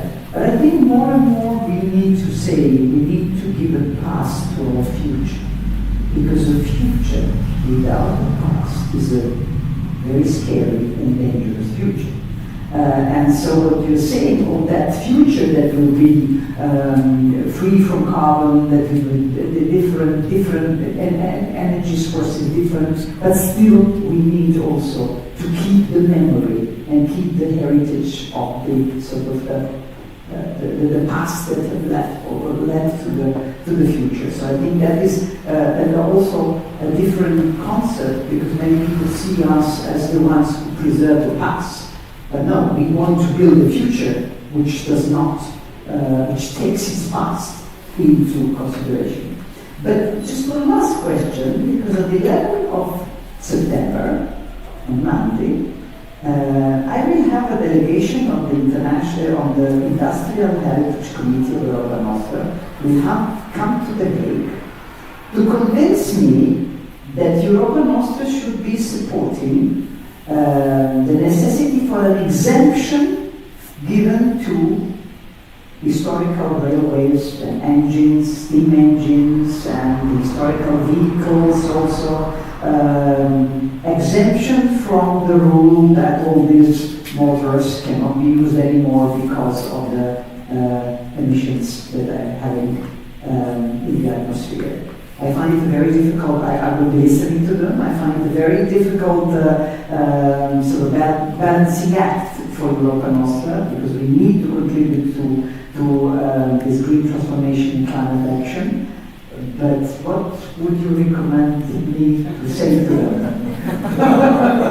I have no objection to such an exemption. I mean, the greenhouse gas emissions, the metric tons of carbon that will be emitted from this scientific activity is de minimis, is insignificant, and the benefit for the public, right? So in climate action, a lot of the focus is on how many metric tons of carbon are we avoiding or removing from the atmosphere. And in that calculation, this activity is not material. And so I don't find it to be problematic at all. What I would add to it, though, is the contribution of industrial heritage interpretation in the way I was discussing, of interpreting the heritage of anthropogenic climate change and the need for urgent climate action, will ultimately, if deployed at scale across industrial heritage centers around Europe, will be responsible for avoiding so many more metric tons of greenhouse gases that the small amount used in the process of exhibiting industrial heritage will be nothing, and the net will be a positive contribution of industrial heritage to green transformation. Now, thank you. We will, this will become, as you have understood, a very important red thread in the activities of the European Heritage Hub and all our regional hubs as well. I said that it's a triple transformation: the social transformation, the green transformation, and the digital transformation. There's so much is happening. There is also a lot of fears. So much is spoken now about artificial intelligence and are we going to remain humans or not anymore? Is the digital, I would like now to turn to Dr. Alexandra Janus, and I like that she defines herself as an activist and a researcher. Wonderful combination. So an activist who knows what she's talking about. But somebody, when I look at your CV, you have done so many different things in various organizations, cultural, heritage, foundations, etc. So difficult to summarize them all. But I understand that you are really someone who is very knowledgeable on this digital aspect of heritage. What would you say is the digital part of the problem or part of the solution? Thank you so much. It's a pleasure to be here, and it's a pleasure to come back to my hometown for such a superb occasion. So thank you for this invitation. And yeah, I would say both, and I'll elaborate on that in a moment, because we see that digital is actually a dimension of everything. And we stopped differentiating between, our personal digital and non-digital experiences. This is all interconnected, and this is how we experience life, through digital and through physical. And these lines are more and more blurred in between the two. And we definitely experienced that during the COVID pandemic that was already mentioned here today, where we saw how much potential there is in the digital when it comes to cultural heritage. And we were lucky enough to have vast majority of digital heritage of Europe digitized already, and many of that put online next to Europeana and other wonderful initiatives. So we saw how this can actually support resilience of our communities, because we can interact around this digital heritage objects, we can build creative activities around them, we can use them to create all sorts of also tools and activities. So I think that was a powerful experience, but also at the same time we saw how much social there is in the digital, and I think this is very often overlooked, and this is something you already mentioned when we think of how the value of heritage is being measured. And I was lucky enough as director of Centrum Cyfrowe, so Digital Center, to be part of the EU-funded Horizon project in VITES, where we were looking into new ways to measure, how to measure the value of digital cultural heritage that goes beyond only looking on the economic value, and looking into the social value, the value of that the digital cultural heritage has when it comes to communities, social interaction, well-being, and many others. And I strongly believe the new approach to measuring value of not only heritage as such, but also the digital cultural heritage is necessary, the one that goes beyond looking only at reuse, so example, reusing these digital resources for economic purposes, but also looking really into how this form, basically, of heritage existing can be translated into the value for our communities and our societies. But I also think we need to remember about the fact, and this is linked to the green aspect of the three, is that obviously digital, we tend to think of it as immaterial, but digital obviously is very material, right? We have this language around digital that is described in terms like clouds and other words that seem immaterial, but in fact these are very physical servers located in very physical places. And I think this is also important, and I think this is very nicely handled by the European Declaration on Digital Rights and Principles, that when thinking about the digital, we need to think also in terms of putting people at the center of the discussion about the digital. Because at the moment, very much the discussion around the digital has been business-oriented, because the big business players were shaping the digital, that the internet has been open, the digital. But I think what we need to do is put people at the center, and I'm very glad this is part of the European Declaration. And when I think of people, I also think about organizations and communities. And I think this is in particular important for the digital cultural heritage, because there is great potential in looking further first at the social and community value of this heritage, and also looking at how we can think of internet and the digital differently when we take, for example, heritage as a point of departure. And here I very much agree with Barbara Kirchenberg-Ginglet, a famous museum scholar, who says that actually heritage institutions can be laboratories for coming up with new strategies of using the digital for the benefit of the society. Because, and I think this also makes nicely with the Europa Nostra take on the European Bauhaus. So using cultural heritage as a catalyst, and she argues, and I very much agree with her, that cultural heritage institutions are destined to do that in an exceptional form because they are not for-profit organization. They have the privilege and the possibility of experimenting, and with new technologies we do have to be careful with various scenarios that we can develop. So experimenting with how we can use technology for the social good within the framework of these labs, like heritage institutions treated as labs, I think has an amazing potential. And I think it also would help put heritage institutions in a different position that they tend to be in now, because we see very much that now heritage institutions are oftentimes just recipients of technologies that are created by commercial entities and commercial companies, while we can think of heritage institutions as labs where certain solutions are being brainstormed. And then these solutions can have different perception of value incorporated into them. So I think this is a great potential, and I hope this is the future that we're going to see when it comes to technology. And using the data sets that the heritage institutions have at their disposal also allow us to, for example, train these new technologies in a very contained, like you mentioned AI, in a very contained and wise and socially responsible and sustainable way. So I hope the discussion about digital will have the social and the green very much at the center of what we think of concrete solutions and digital potentials.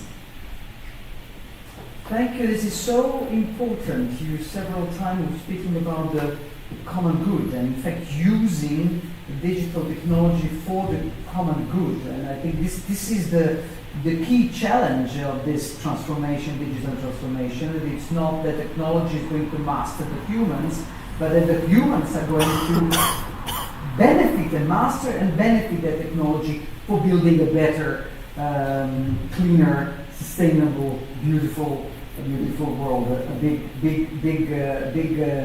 goal. Very. But listening to you, I think it would be very important, perhaps also for the hub in Kraków, but the European Heritage Hub in general, that we come with concrete examples of what you have just been mentioning, how that digital technology can help the citizens, communities to defend the common good. Because, I don't know, is it because I am of an age that I'm not digital native?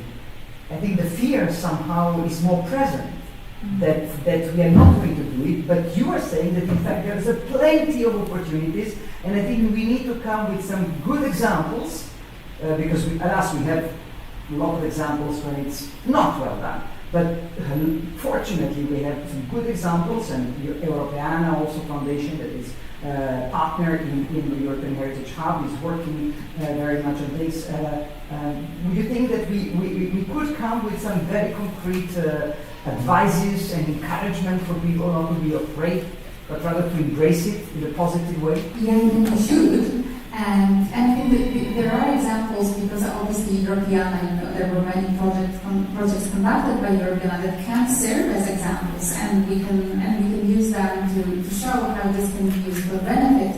And I think this is very much related to the way we think about technology. And if we go beyond thinking only with heritage, also thinking beyond the economic value, and if we look at other types of value that both technology and heritage can have, then I think we are able to free ourselves from the burden that you mentioned, and also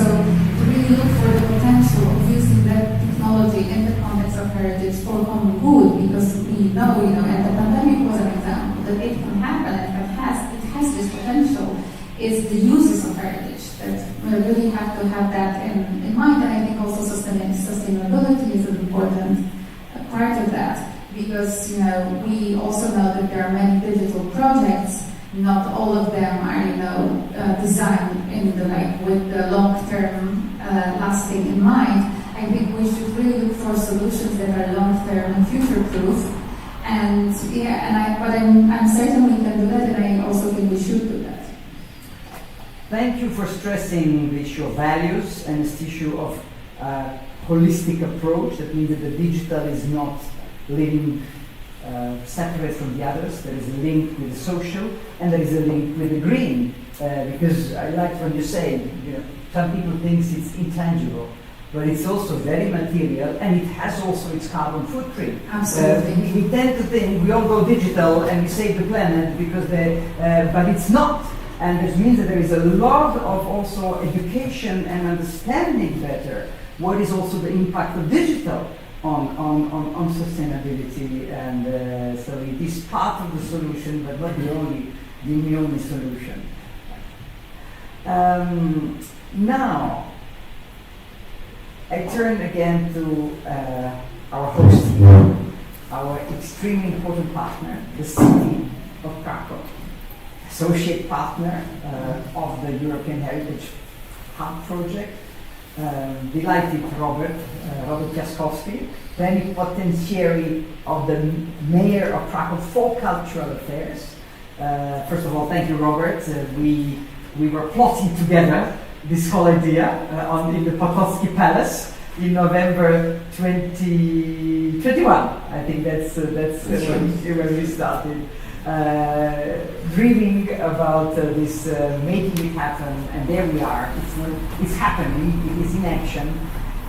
Robert, you have a daunting task to be the Director of Strategic Development in the Department of Culture and Natural Heritage of the city of Kraków, the first European historic city inscribed on the World Heritage List.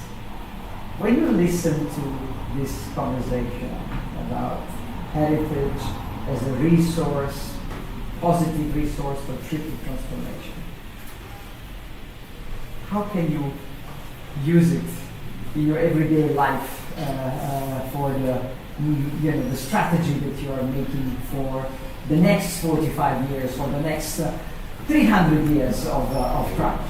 I was very curious, Śnieżka, how you will introduce me, because you introduce scientific researcher and activist, historian and activist, so maybe I'm an activist as well in the cultural sector, but also contributing in many ways to comment all of the sectors, cultural sector, building sector, creative sector, and municipality itself. So first of all, I'm very moved. I'm very grateful for this great moment because this building is a great illustration how we can use heritage, how we can join forces around values, ideas, legacy of this place, legacy of this society of lovers of the modernizing history of Krakow, international, European context, international, intercontinental context, because we have also friends from Mexico here, from Canada. So it's important to stress that all of the conversation we are having here is universal, of course, and relevant to all of the parts of the world. For us here in Kraków, it was always obvious that the legacy of being first European city on the UNESCO list is a big responsibility. And it did not came from the very beginning. Of course, the story is amazing, and you can experience today at 3 p.m. in Krzysztofory Palace, the premiere of the movie, how the city was looked like 45 years ago, when even for the purpose of the setting some movies, they were 4 historic buildings just burned out, just to be more realistic, and in the UNESCO zone nowadays. Then creation of the Society of the Restoration of Monuments of Krakow was just an effect of the inscription, creating one of the most innovative until now system of incentives for monuments owners, for municipality, for communities, parish communities, and so on. And this restoration process is a great achievement of Kraków. But when you ask me what I'm taking, full book of notes so far, and this is on the first meetings of our anniversary program. But it's important to stress that in the same year as Kraków, Wieliczka salt mine was inscribed on UNESCO list, and this is an industrial heritage. From the very beginning, industrial heritage, we have directly from the Wieliczka salt mine museum, was together with this 1,000-year-old municipality of Kraków on one list. So for us, this industrial heritage is a very interesting challenge and opportunity because, as you know, this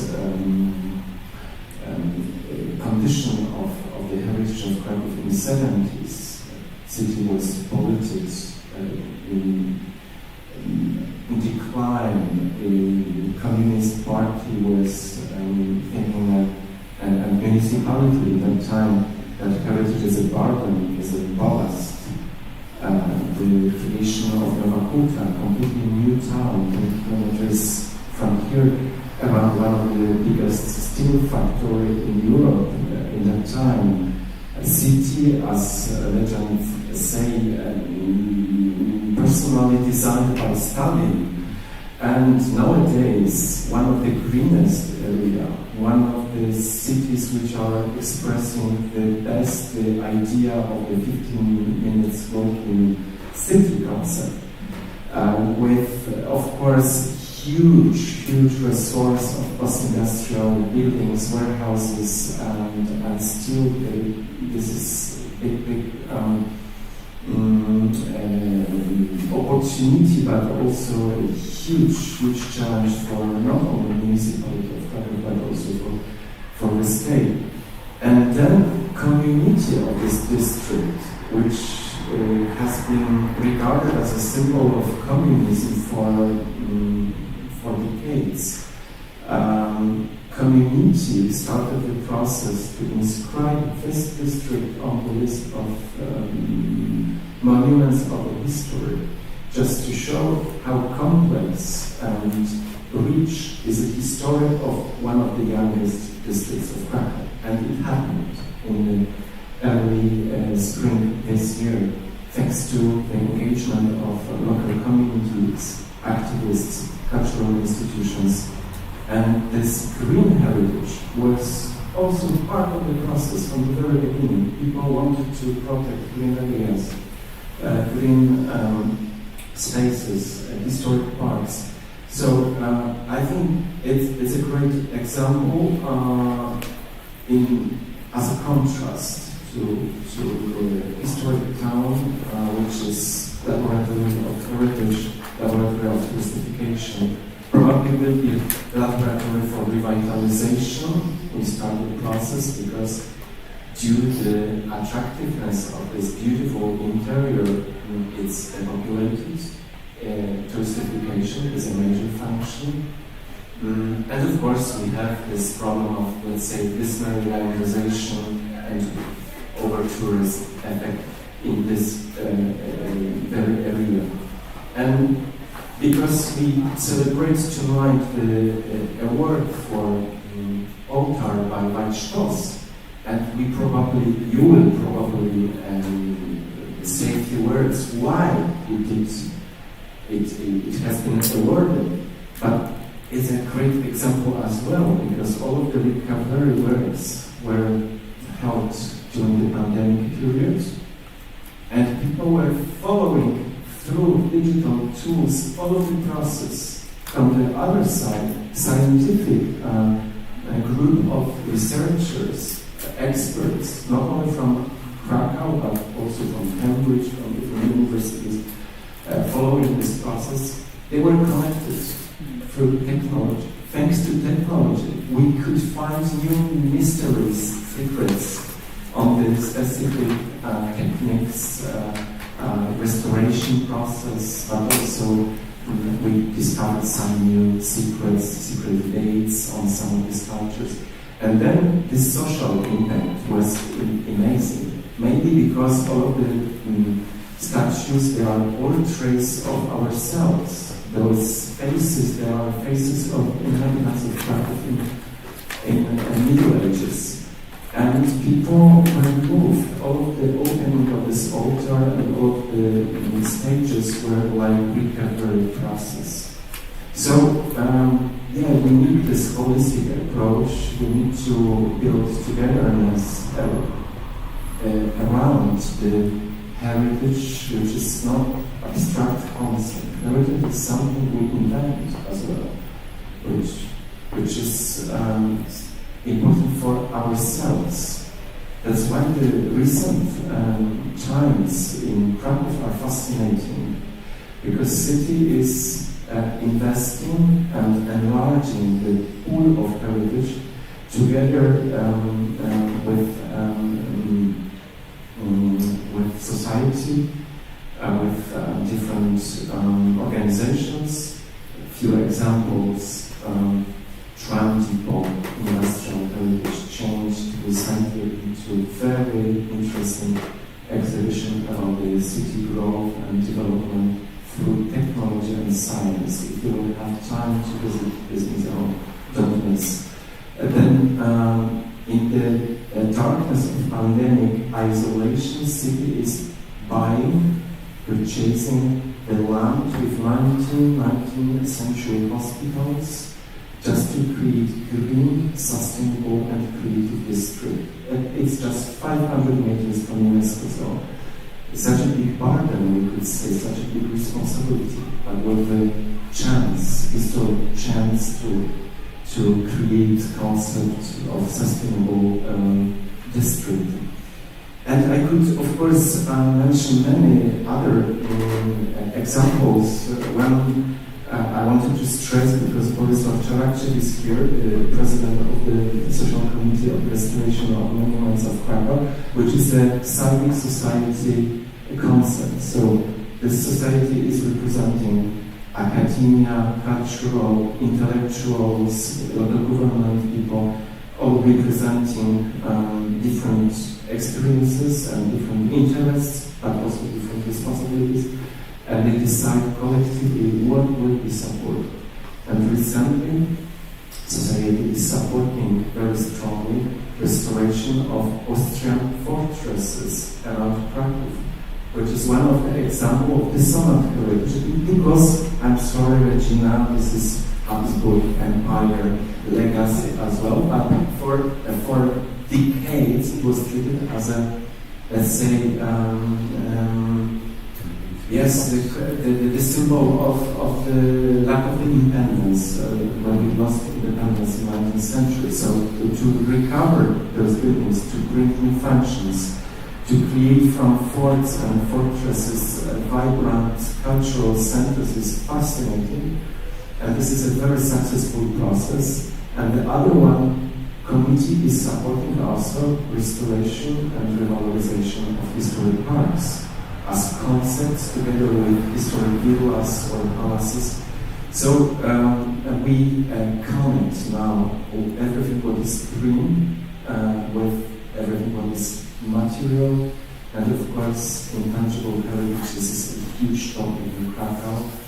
Kraków is representing most of the intangible heritage customs and traditions on the national list, having very first inscription from Kraków for antiquity scenes.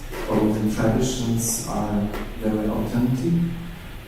So Kraków being, let's say, having this prestige of being first on the UNESCO list, is a living heritage lab, and I do really hope that this hub, under the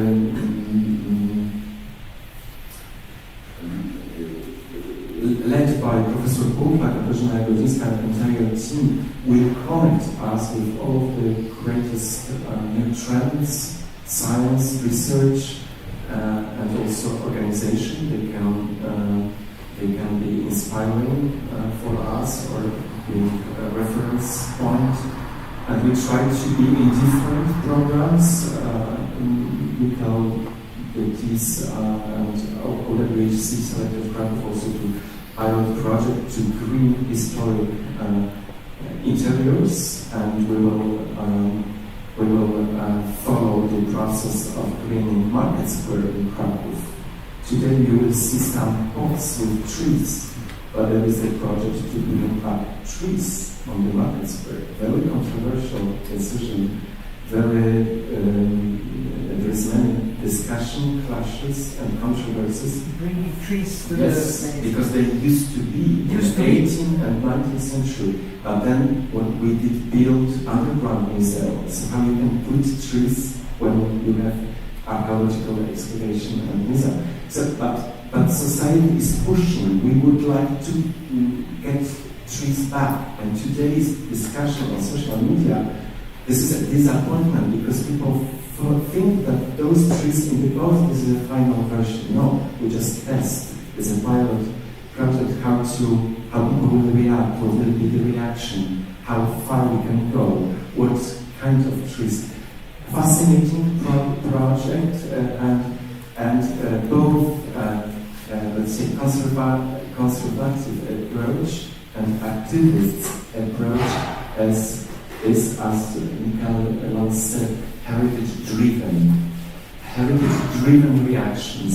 So we hope we will be also laboratory for some green policies inside of the heritage areas, and we will use green transformation not only to make green public spaces more livable, but also to protect heritage, because this is what is very important. Thank you so much for doing this. Robert, thank you so much. I know that you could tell us so much more because it's 45 years of extraordinary efforts to really give body to that inscription of Kraków on the World Heritage, but as you said, as a living heritage lab. And in listening to you, you are definitely an activist, and we need more heritage activists to have the responsibility of managing cities like Kraków. But listening to you, I really have the feeling that Kraków is really one of the best pupils in the class, somehow among the cities, that you are really already, for years, you have been implementing this sort of heritage-led transformation. We are talking about social, green, digital, but you started by the immense transformation from a communist time to a different economy and different society. That was the immense transformation, but you have been also the whole issues of memory.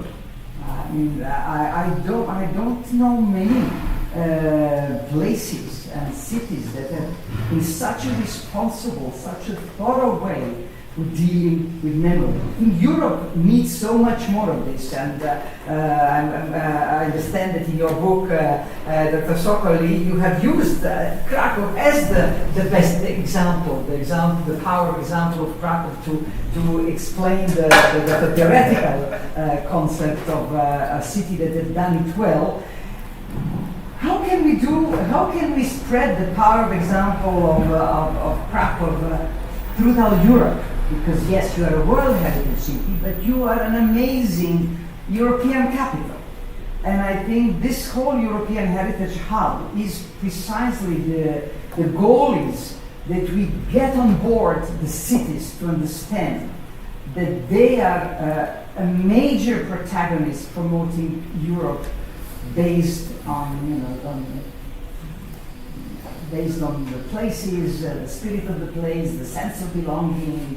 But it means that also the cities have to become more proud protagonists of Europe, because we have so many people who are against Europe and were rather in the 21st century one.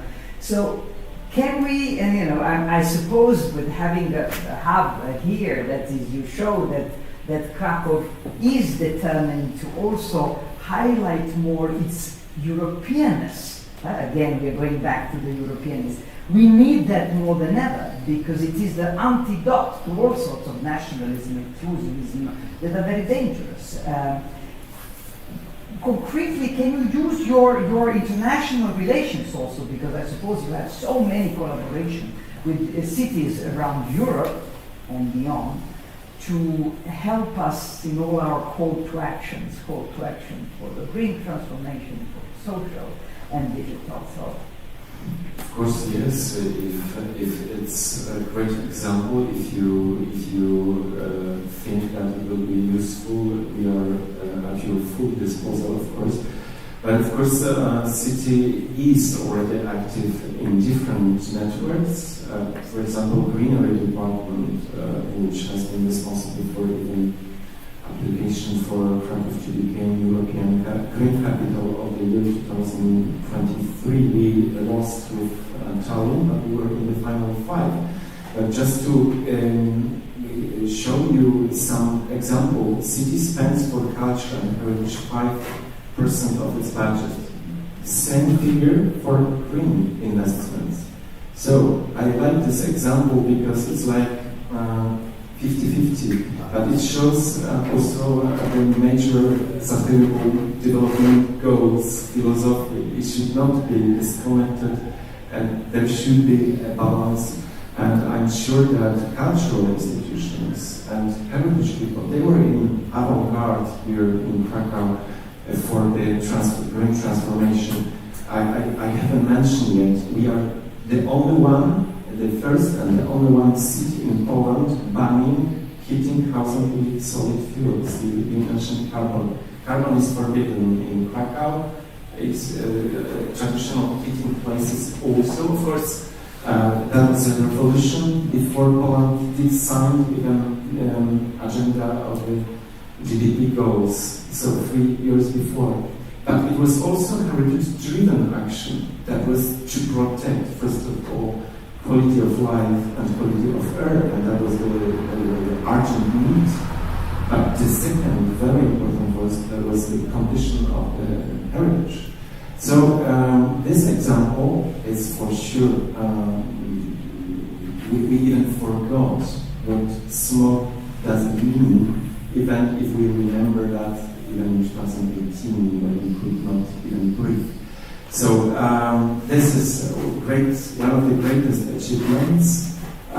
We share this experience with Polish cities mainly and cities in our region because it's a necessary diplomacy and necessary action to change the quality of life of inhabitants, and it reflects on heritage perception and condition very highly. So yes, we think that Europa Nostra Hub in Kraków will be a very strong embassy for all of the region, macro region. And we will provide all of the data, all of the experts from the municipality to prove that heritage counts for future development and counts for community. It's important for community. It's a condition of a sense of belonging and well-being. Without heritage, we are unhappy society. So happy society is society rich in heritage and consciousness and learn about the importance of this. Thank you. This is the perfect final line. You would like to say something? Yeah. Yes, please. If possible. Yes.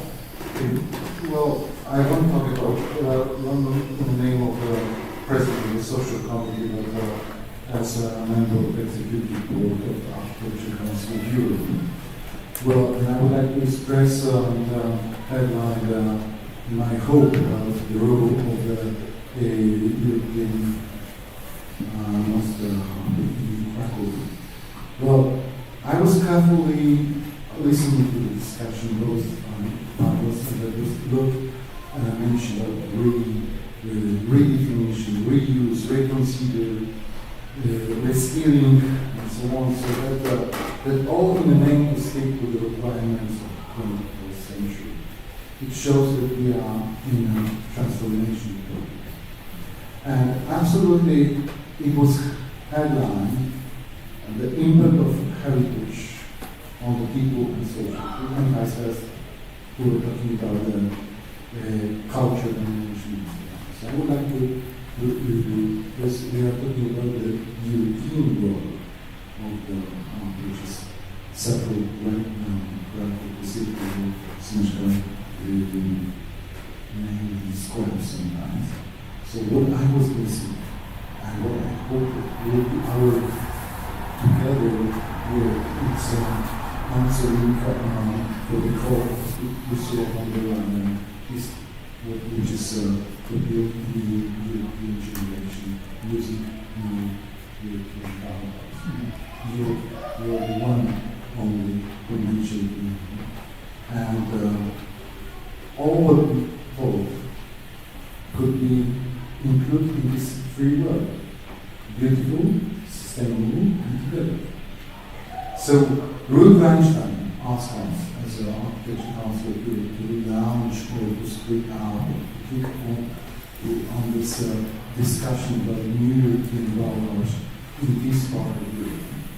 Because the discussions on the very different level in different countries.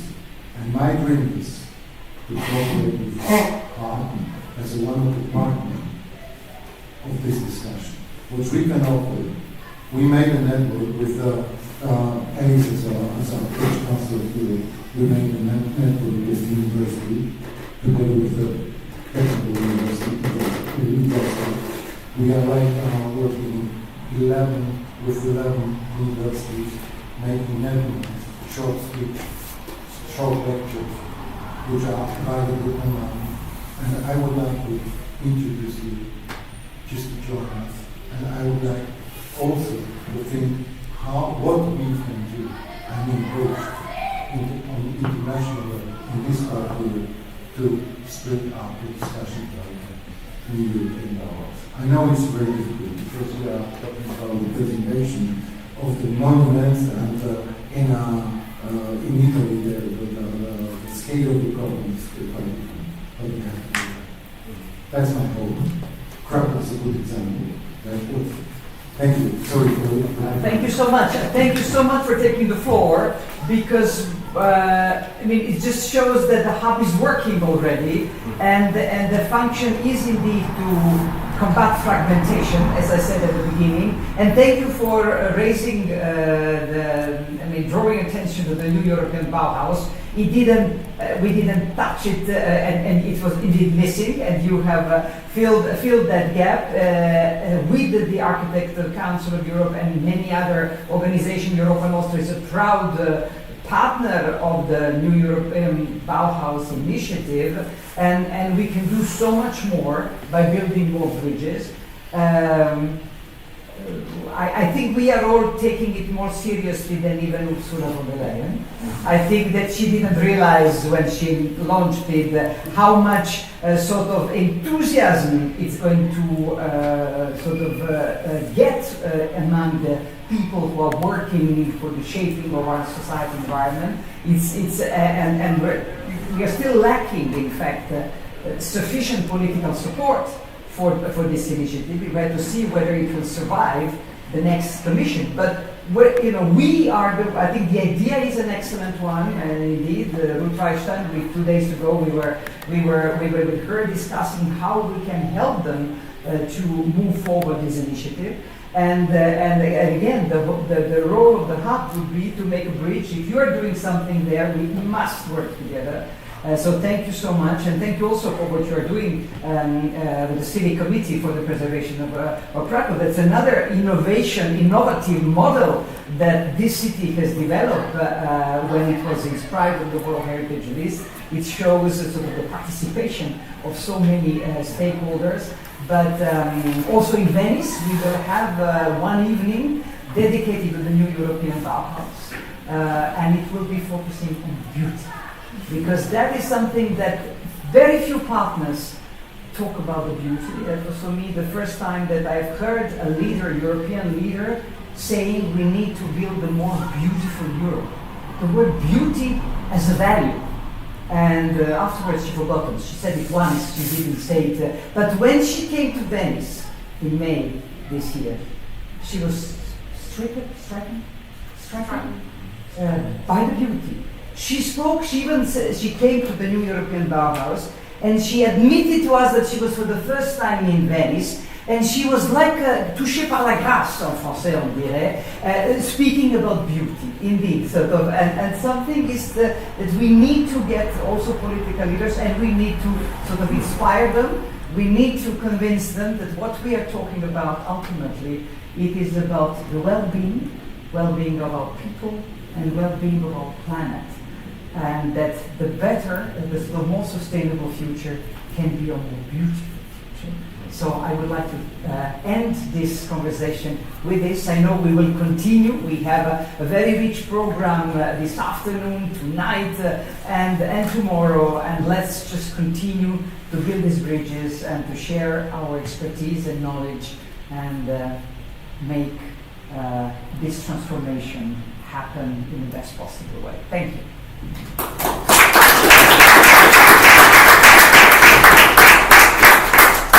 And because we human need carbons, so I wanted to invite all of you for lunch in Polski Park.